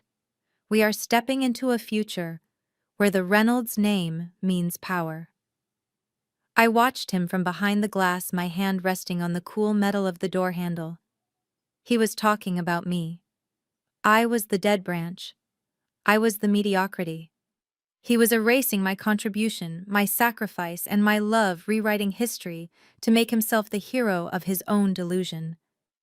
Julian, the actor, playing the senior partner, checked his watch. He caught my eye through the camera lens and gave a nearly imperceptible nod. It was time. Jamal was still talking, getting louder and more animated. This investment from Elijah Holdings is not just money. It is validation. It proves that we are world-class. The chairman of the board evidently saw something in me. He saw a leader. He saw a titan. And I cannot wait to shake his hand and thank him for recognizing real talent. Julian stepped forward, clearing his throat loudly. The sound cut through Jamal's monologue. Jamal stopped, looking annoyed at the interruption, but quickly recovered, flashing a charming smile. "Ah, yes," Jamal said. Is the wire transfer ready? Are we signing? Julian adjusted his tie, looking grave and respectful. There has been a slight change in protocol, Mr. Reynolds. Jamal's smile faltered. Change? What kind of change?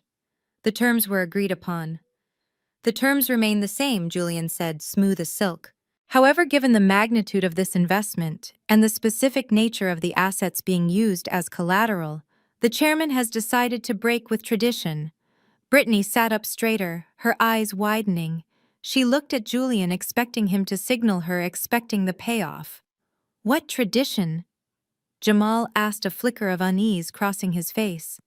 Usually the board handles these formalities, Julian explained, but today the chairman insisted on being here personally. The room buzzed with whispers. Jamal looked at his mother, then back at Julian. The chairman is here, in Atlanta. He flew in this morning. Julian lied effortlessly. He wanted to look you in the eye before he handed over $10 million. He is a man who values character above all else. Jamal puffed out his chest, his arrogance returning tenfold. Well, that is fantastic. Bring him in. I would be honored to meet him. I am sure we will get along famously. Julian turned toward the double mahogany doors at the back of the room. The same doors I was standing behind. He is right outside, Julian said. I took a deep breath. I smoothed the lapel of my white suit. It was stark-tailored and aggressive. I had chosen white not for purity, but because it reflects light. It demands attention. It is the color of a supernova exploding. I checked my reflection one last time. The girl who cried in the rain was gone. The woman looking back at me was cold, hard, and ready to kill. I signaled the security team. 2 large men in black suits flanked me. One of them reached for the door handles. Inside the room, Jamal was fixing his tie, checking his reflection in the window. He was preening, ready to charm another old rich man. He was ready to lie and cheat and steal his way to the top. The heavy doors swung open with a groan. The sound of my heels hitting the marble floor echoed like gunshots. Click, clack, click, clack. I walked slowly, deliberately. I did not look at the floor. I did not look at the view.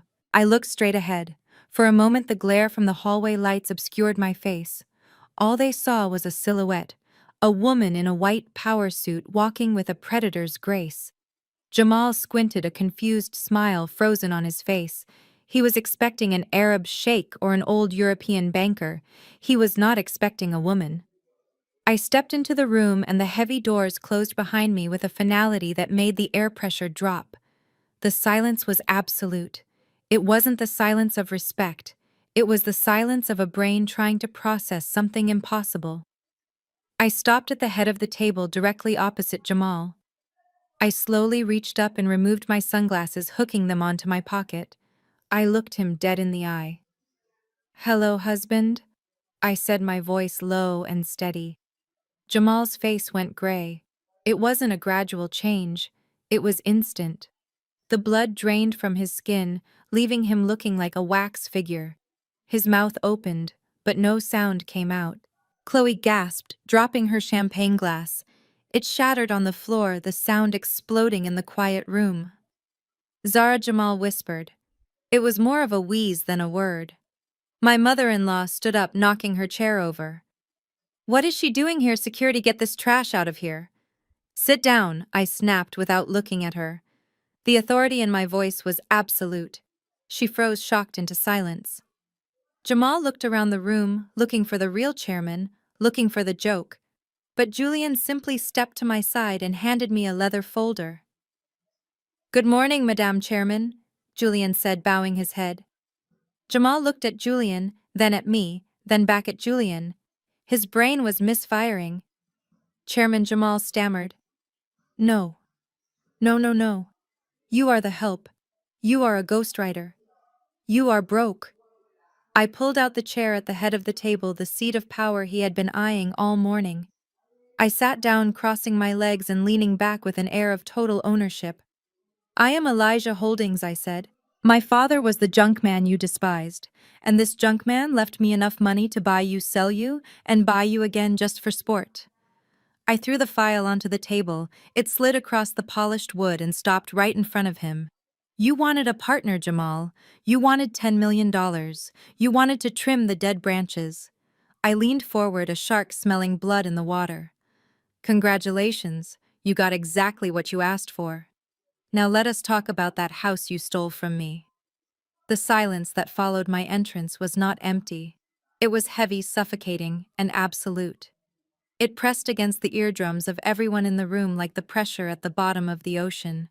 20 people sat frozen in their expensive chairs, their champagne glasses halfway to their mouths, their smiles curdling into confusion.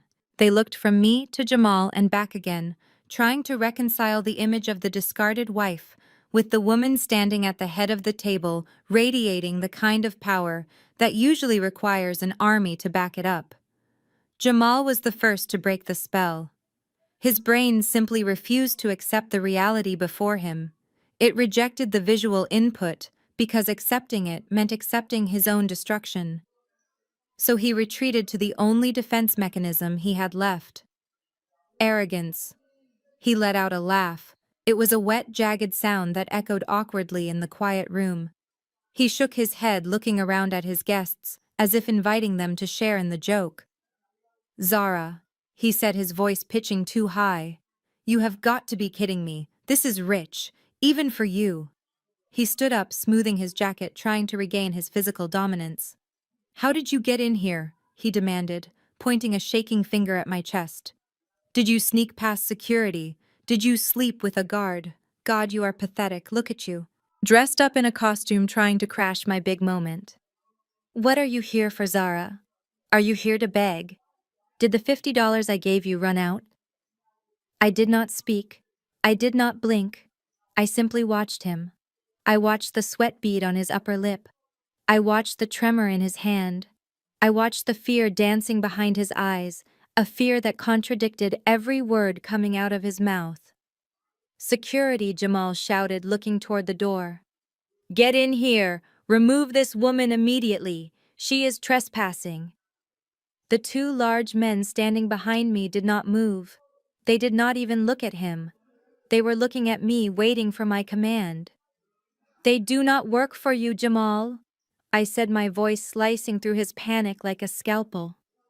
"They work for the bank, and since the bank owns this room and everything in it, they work for me." Jamal's laugh died in his throat. He looked at Julian, the actor he thought was his savior. "Julian, tell her," he pleaded. "Tell this crazy woman who you are. Tell her about the deal." Julian looked at Jamal with a pity that was more insulting than hatred. He stepped back and gestured toward the empty chair at the head of the table. "Please, Madame Chairman," Julian said softly. I walked past Jamal. I could smell the stale alcohol on his breath and the desperation rolling off him in waves. I pulled out the leather chair, the one he had fantasized about sitting in. I sat down slowly, deliberately arranging the folds of my white suit. I placed my hands on the mahogany table and looked around the room. I looked at my mother-in-law, whose face had gone the color of ash. I looked at Brittany, whose eyes were wide with terror, the realization of her betrayal sticking in her throat. I looked at Chloe, who was staring at my diamond earrings with a mixture of envy and confusion. And finally, I looked at Jamal. "You asked who I am," I said, my voice calm and conversational. "Let me clarify. I am not here to beg Jamal. I am not here to cause a scene. I am here to close a deal." I reached for the leather folder Julian had placed on the table. I opened it, revealing the documents inside. "You wanted an investor," I continued. "You wanted Elijah Holdings. Well, here we are. Elijah was my father, the man you called a junk man, the man you forbade me to mourn. He built this fund, Jamal. Every dollar in it came from the dirt you were too proud to touch." Jamal gripped the edge of the table, his knuckles white. "That is a lie," he whispered. "Your father was a bum." "My father was a visionary," I corrected. "And he left me enough money to buy your debt, your company, and your future 3 times over." I pulled a single document from the folder. It was the deed to the house, the one with the ink still fresh, the one with the fake signature. I slid it across the table. It spun slowly, coming to rest directly in front of him. "You tried to sell me my own house," I said, leaning forward. "You forged my signature, Jamal. You hired an actress. You bribed a notary. You committed 5 counts of federal fraud to secure a loan from a company that belongs to your wife." Jamal looked down at the paper. He saw the loopy signature that Brittany had coached the girl to make. He saw the stamp of the notary. The evidence was irrefutable. "I own the mortgage," I said. "I bought the note from the bank this morning. And since you just transferred the deed to my holding company as collateral for a loan that I am canceling effective immediately, I now own the property outright." I paused, letting the words sink in. "You are trespassing in my house, Jamal."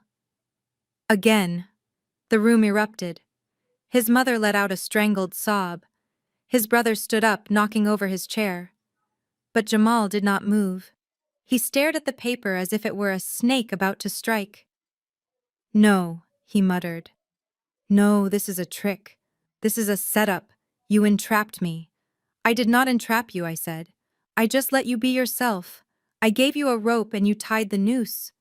I pulled another stack of papers from the folder. "And it is not just the house," I added. "I know about the loan sharks, Jamal. I know about the $2 million you owe to the syndicate downtown." His head snapped up, his eyes wild. "How do you know about that?" "Because I bought that debt too," I said casually, as if discussing a grocery list. "I paid them off yesterday. You do not owe the sharks anymore. You owe me. Every cent. And unlike them, I do not break legs. I foreclose." I signaled to Vance, who was standing in the shadows. He stepped forward and placed a tablet on the table, playing the video of Brittany in the office, the video where she confessed to everything. "I have your sister-in-law on tape admitting to the conspiracy," I said. "I have the ledgers proving the money laundering. I have the forged deed."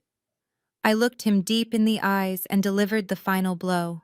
"I am not just taking the house, Jamal. I am taking your freedom.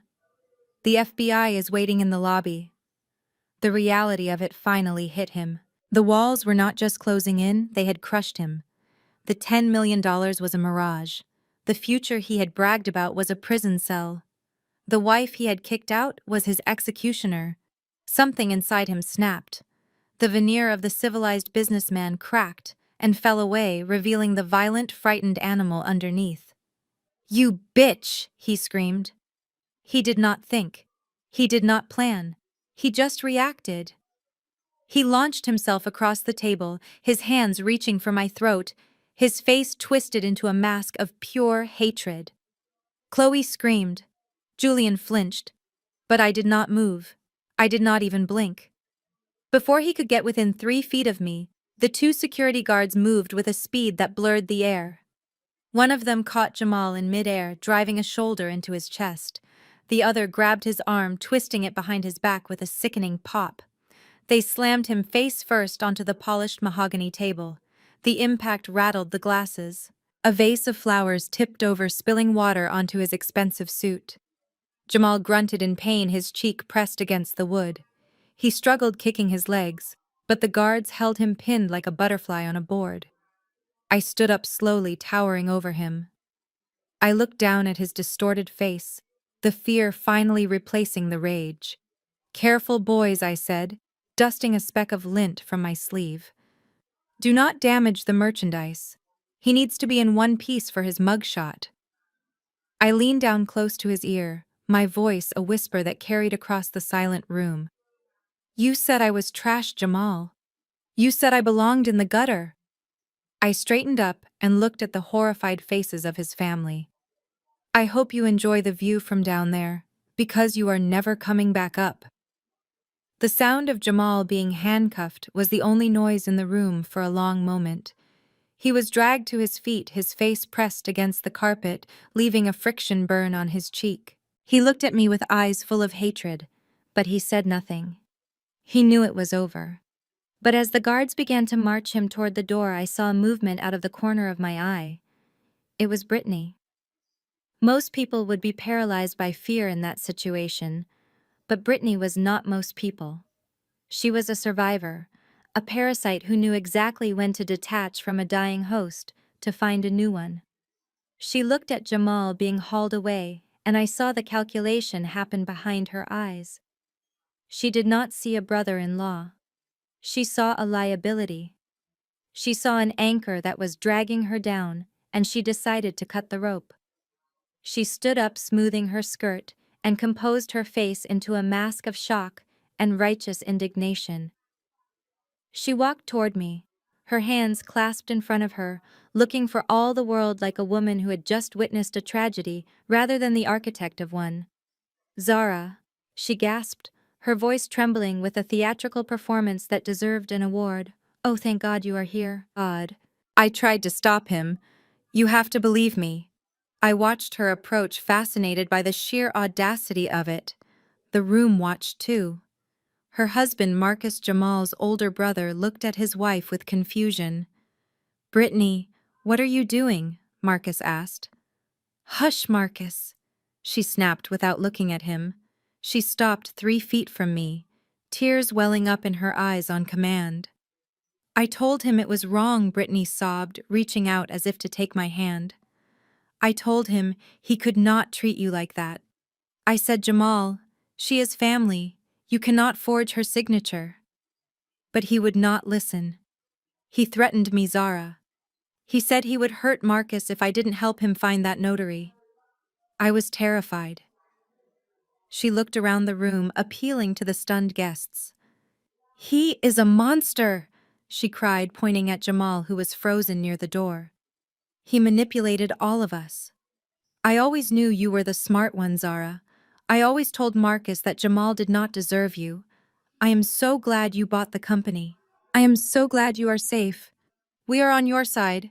We have always been on your side." Jamal stared at her, his mouth hanging open.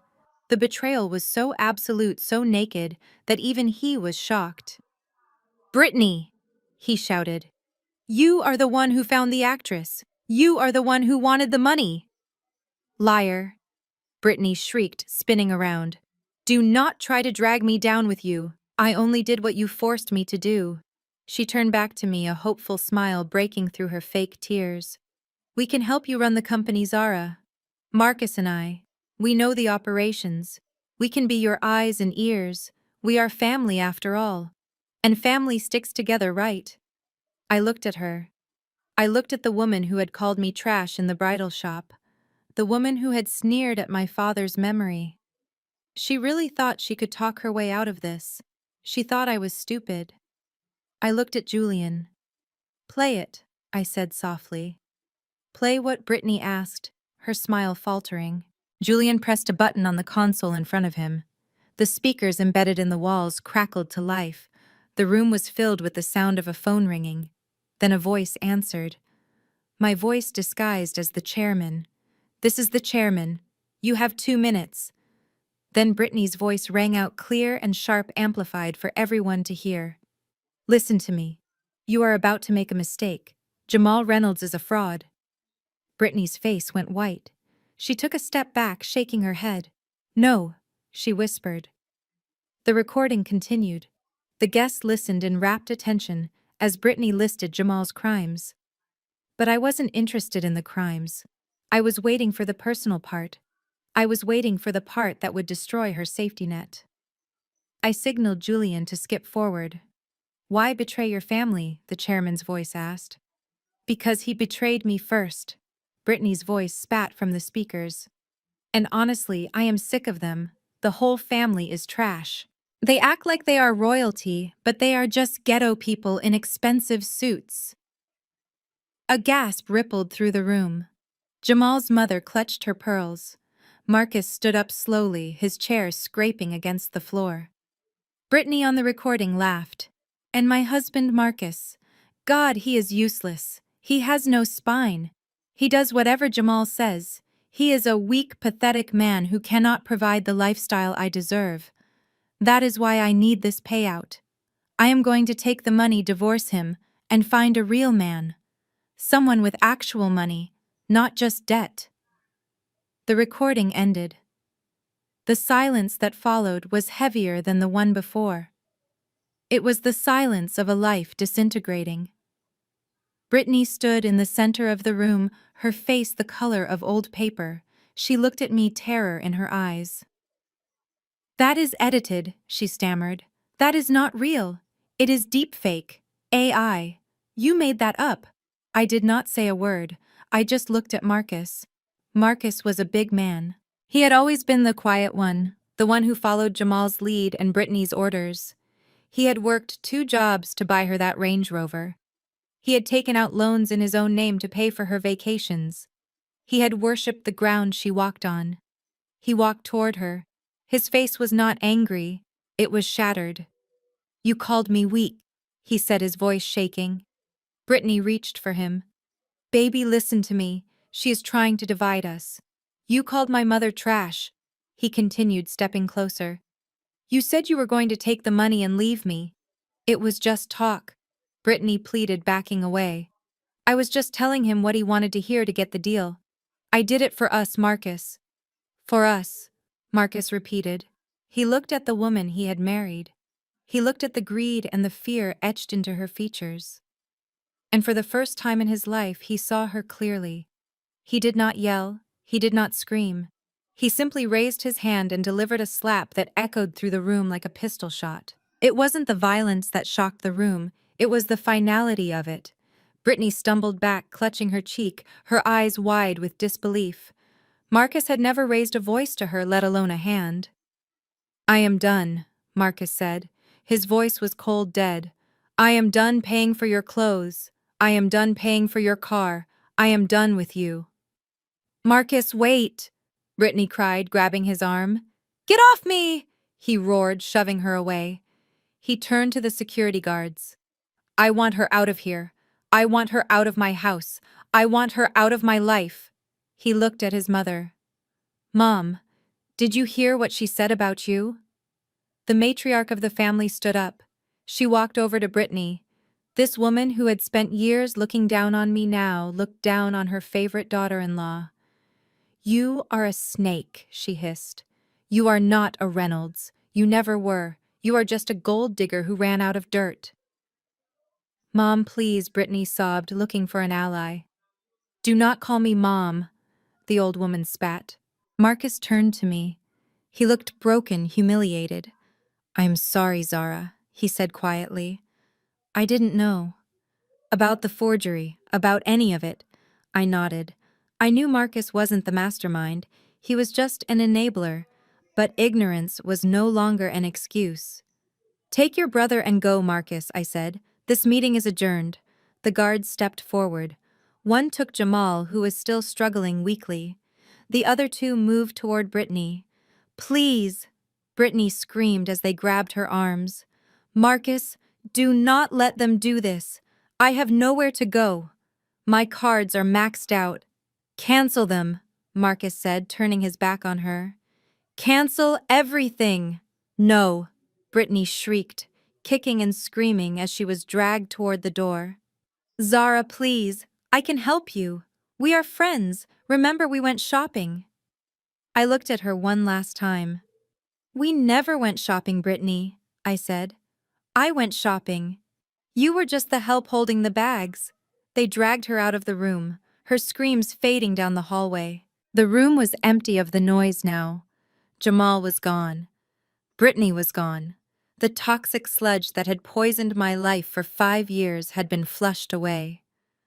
I sat alone at the head of the table. The guests were silent, terrified that they might be next. I looked at the view of Atlanta. It was beautiful. I picked up my glass of water and raised it in a toast to the empty chair where Jamal had sat. "To family," I whispered. The show was over. But the business was just beginning. I turned to Julian. "Clear the room," I said. "I have work to do." The silence in the conference room was shattered by the heavy tread of boots on the marble floor. The doors swung open again, but this time it was not a waiter or a guest. It was a squad of 6 men and women wearing blue windbreakers with 3 yellow letters emblazoned on the back that strike terror into the hearts of white-collar criminals everywhere. FBI. I had made the call 2 hours ago while Jamal was still preening in front of the mirror. I had sent Vance to the field office with the digital evidence, the recordings of Brittany and the forged documents. They had been waiting in the lobby drinking coffee and waiting for my signal. Jamal was still pinned to the table by my security team, his face pressed against the mahogany. When he saw the agents enter, his eyes bulged. He stopped struggling against the guards and started struggling against reality. "Officer," he shouted, his voice cracking. "Thank God you are here. These men assaulted me. That woman is crazy. She is trying to steal my company. Arrest her." The lead agent, a tall woman with eyes like flint, ignored him completely. She walked over to where my guards were holding him. "Let him up," she said calmly. My guards released him and stepped back. Jamal scrambled to his feet, straightening his ruined jacket. He tried to summon the shreds of his dignity, pulling himself up to his full height.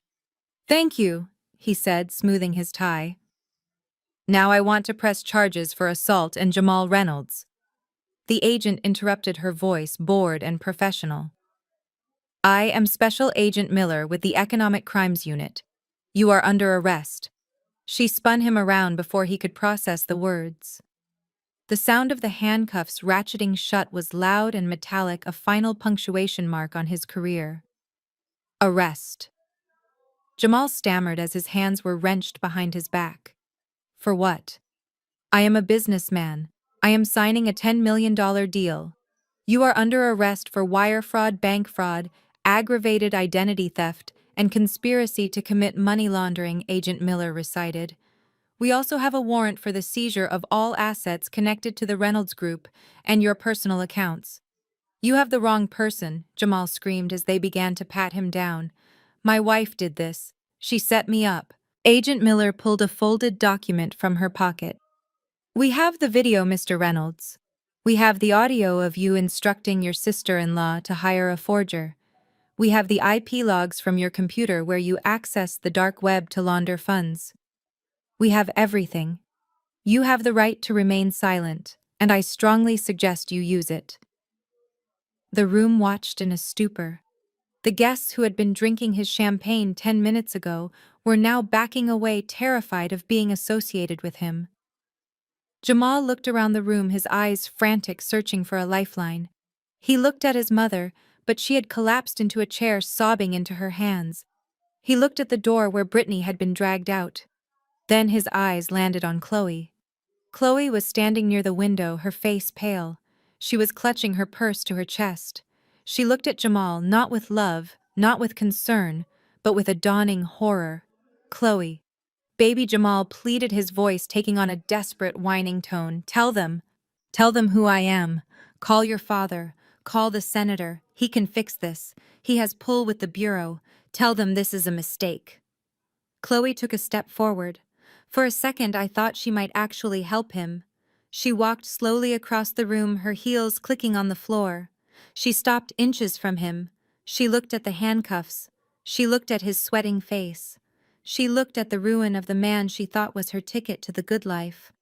"My father," Chloe said, her voice shaking with rage. "My father warned me about you. He said you were too slick. He said you tried too hard." "Baby, please," Jamal begged. "I did it for us. I did it so I could give you the wedding you wanted. You did it because you are a fraud," Chloe spat. She reached for her left hand. She grabbed the massive diamond ring Jamal had placed there 3 months ago. She yanked it off her finger. "You told me you were a millionaire," she screamed. "You told me you owned the city. You made me look like a fool in front of my friends, in front of my family." She threw the ring. It hit Jamal hard in the chest, bouncing off his lapel and skittering across the floor to stop at my feet. "I checked the appraisal," Chloe said, tears streaming down her face.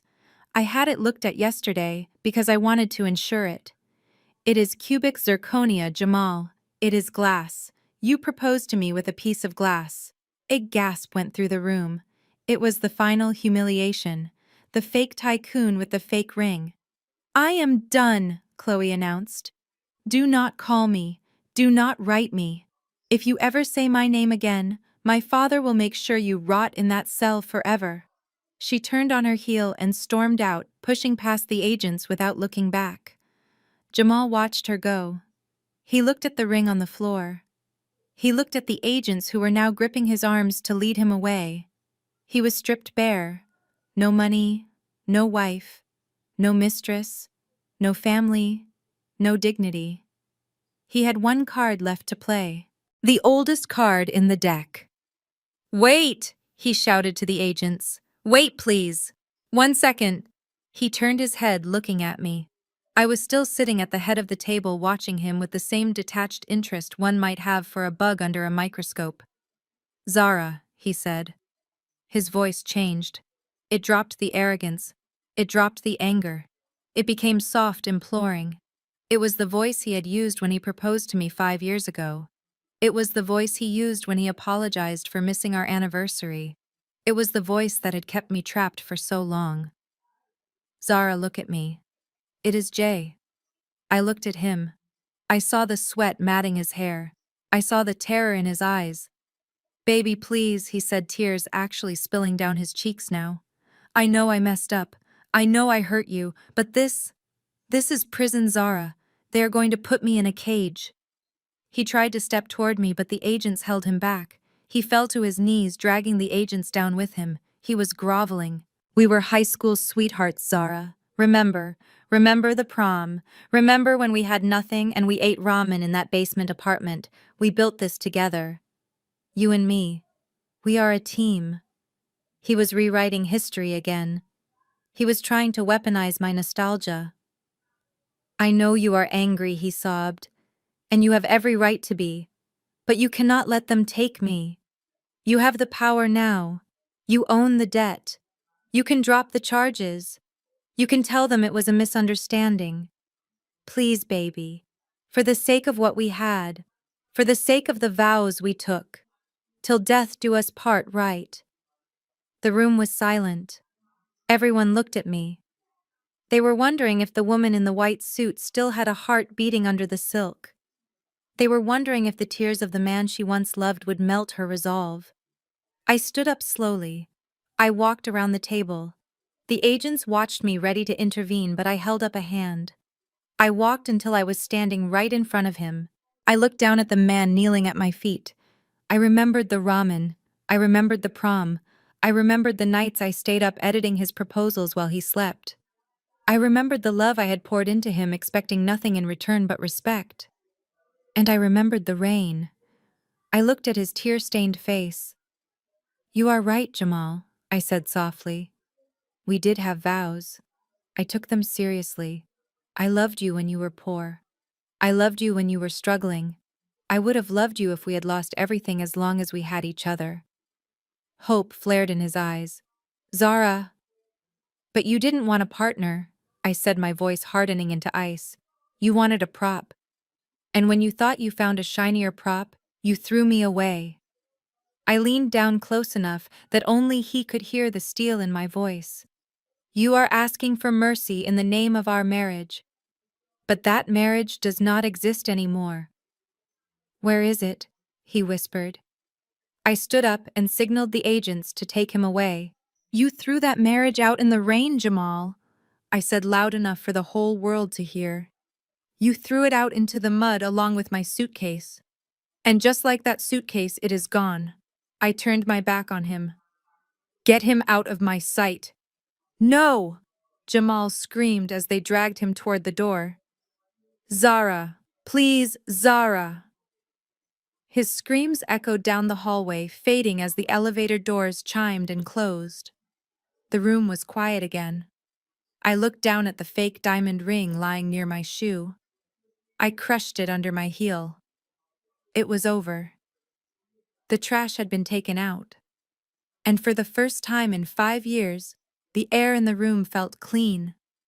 The ribbon-cutting scissors were heavy in my hands. They were gold-plated and sharp, catching the morning sun that bathed the streets of Atlanta in a warm glow. 6 months ago, I stood in the rain with nothing but a battered wallet and a broken heart. Today, I stood in front of a gleaming 4-story glass building that bore the name I was once told to be ashamed of: the Elijah Innovation Center. I looked out at the crowd. There were news cameras flashing, reporters holding microphones, and city officials waiting to shake my hand. But the people I cared about most were standing in the front row. They were young men and women in worn-out clothes holding notebooks full of ideas they could not afford to fund. They were the dreamers, the outcasts, the people the world called trash. They were me, and they were my father. This center was not just an incubator for startups. It was a sanctuary. It was funded entirely by the fortune my father had hidden in the scrapyard. We provided capital mentorship and resources to entrepreneurs from underserved communities. We taught them how to patent their ideas, how to protect their intellectual property, and how to stand tall in rooms where people like Jamal would try to make them feel small.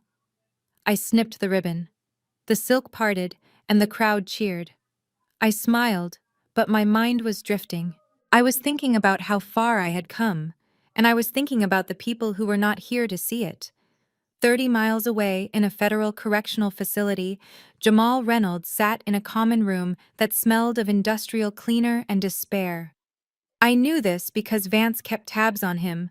Jamal was serving the first year of a 15-year sentence for wire fraud and money laundering. His appeals had been denied. His assets had been seized.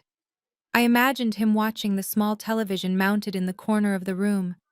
I imagined him seeing my face on the screen, seeing the headlines that called me the new face of ethical business in Atlanta. He was probably telling the other inmates that he knew me, that he made me, that I used to be his wife. But in there he was nobody. He was just inmate number 7492. The suits were gone, the parties were gone. The delusions of grandeur were stripped away, leaving only a small, frightened man in an orange jumpsuit who had gambled everything on a lie and lost. And then there was Brittany. Vance had sent me a photo a few weeks ago. It was taken from a distance outside a Walmart on the outskirts of the city. Brittany was wearing a blue vest, her name tag crooked. She looked 10 years older. The Botox had worn off, and she could not afford to replace it. Her hair, once perfectly highlighted, was pulled back in a messy bun. She was working the checkout line, scanning items for customers who looked right through her. I wondered if she thought about the days when she would snap her fingers at waiters and demand the best table. Now she was the one being snapped at. She was the one cleaning up spills. She was living the life she had mocked me for. She lived in a small studio apartment near the highway, driving a beat-up car that broke down every other week. Marcus had divorced her and taken everything he could, leaving her with nothing but her bitterness. I did not feel sorry for them. I did not feel angry at them. Honestly, I did not feel much of anything for them at all. They were just characters in a chapter I had finished writing. They were lessons, not life sentences. After the ceremony, I drove to the cemetery. It was a quiet place on a hill overlooking the city. I walked to my father's grave, placing a single white rose on the granite headstone. I traced the letters of his name. Elijah. "We did it, Dad," I whispered. "The junk is gone. We polished it into gold." I sat there for a long time, just listening to the wind in the trees. For the first time in my life, I felt completely, entirely free. I was 33 years old, I was single, and I was powerful. People asked me if I was going to date again, if I was lonely in that big penthouse. They did not understand. I was not lonely. I was enjoying the silence. I was enjoying the fact that no one was telling me I was not enough. I was dating myself. I was taking myself to Paris next month. I was buying art because I liked it, not because it fit an aesthetic. I was learning who Zara was when she wasn't trying to survive. I stood up and brushed the grass from my pants. I looked up at the sky. It was a brilliant, endless blue, no clouds, no rain. I walked back to my car, my head held high. I checked my phone. There were emails from investors, texts from friends, and a notification from the bank showing the daily interest deposit from the trust. I thought about the message I wanted to leave with the world, the message for anyone who had been kicked out, put down, or told they were worthless. I looked into the rearview mirror and smiled. The best revenge is not burning their house down. It is not screaming at them in a courtroom. It is not holding on to the hate until it poisons you. The best revenge is building a castle they can never enter. It is laughing with friends they will never know. It is finding peace in a life they are too chaotic to understand. The best revenge is not doing something to them. It is doing everything for you. My name is Zara. I was a ghostwriter. I was a wife. I was a victim. Today, I am the CEO of my own destiny. And this is just the first page of my new book. If you have ever had to rebuild your life from the ashes, tell me your story in the comments. Hit subscribe if you are ready to turn your pain into power. Because remember, no matter how hard it rains, the sun always comes out eventually. You just have to be strong enough to wait for the clouds to break. Thank you for watching.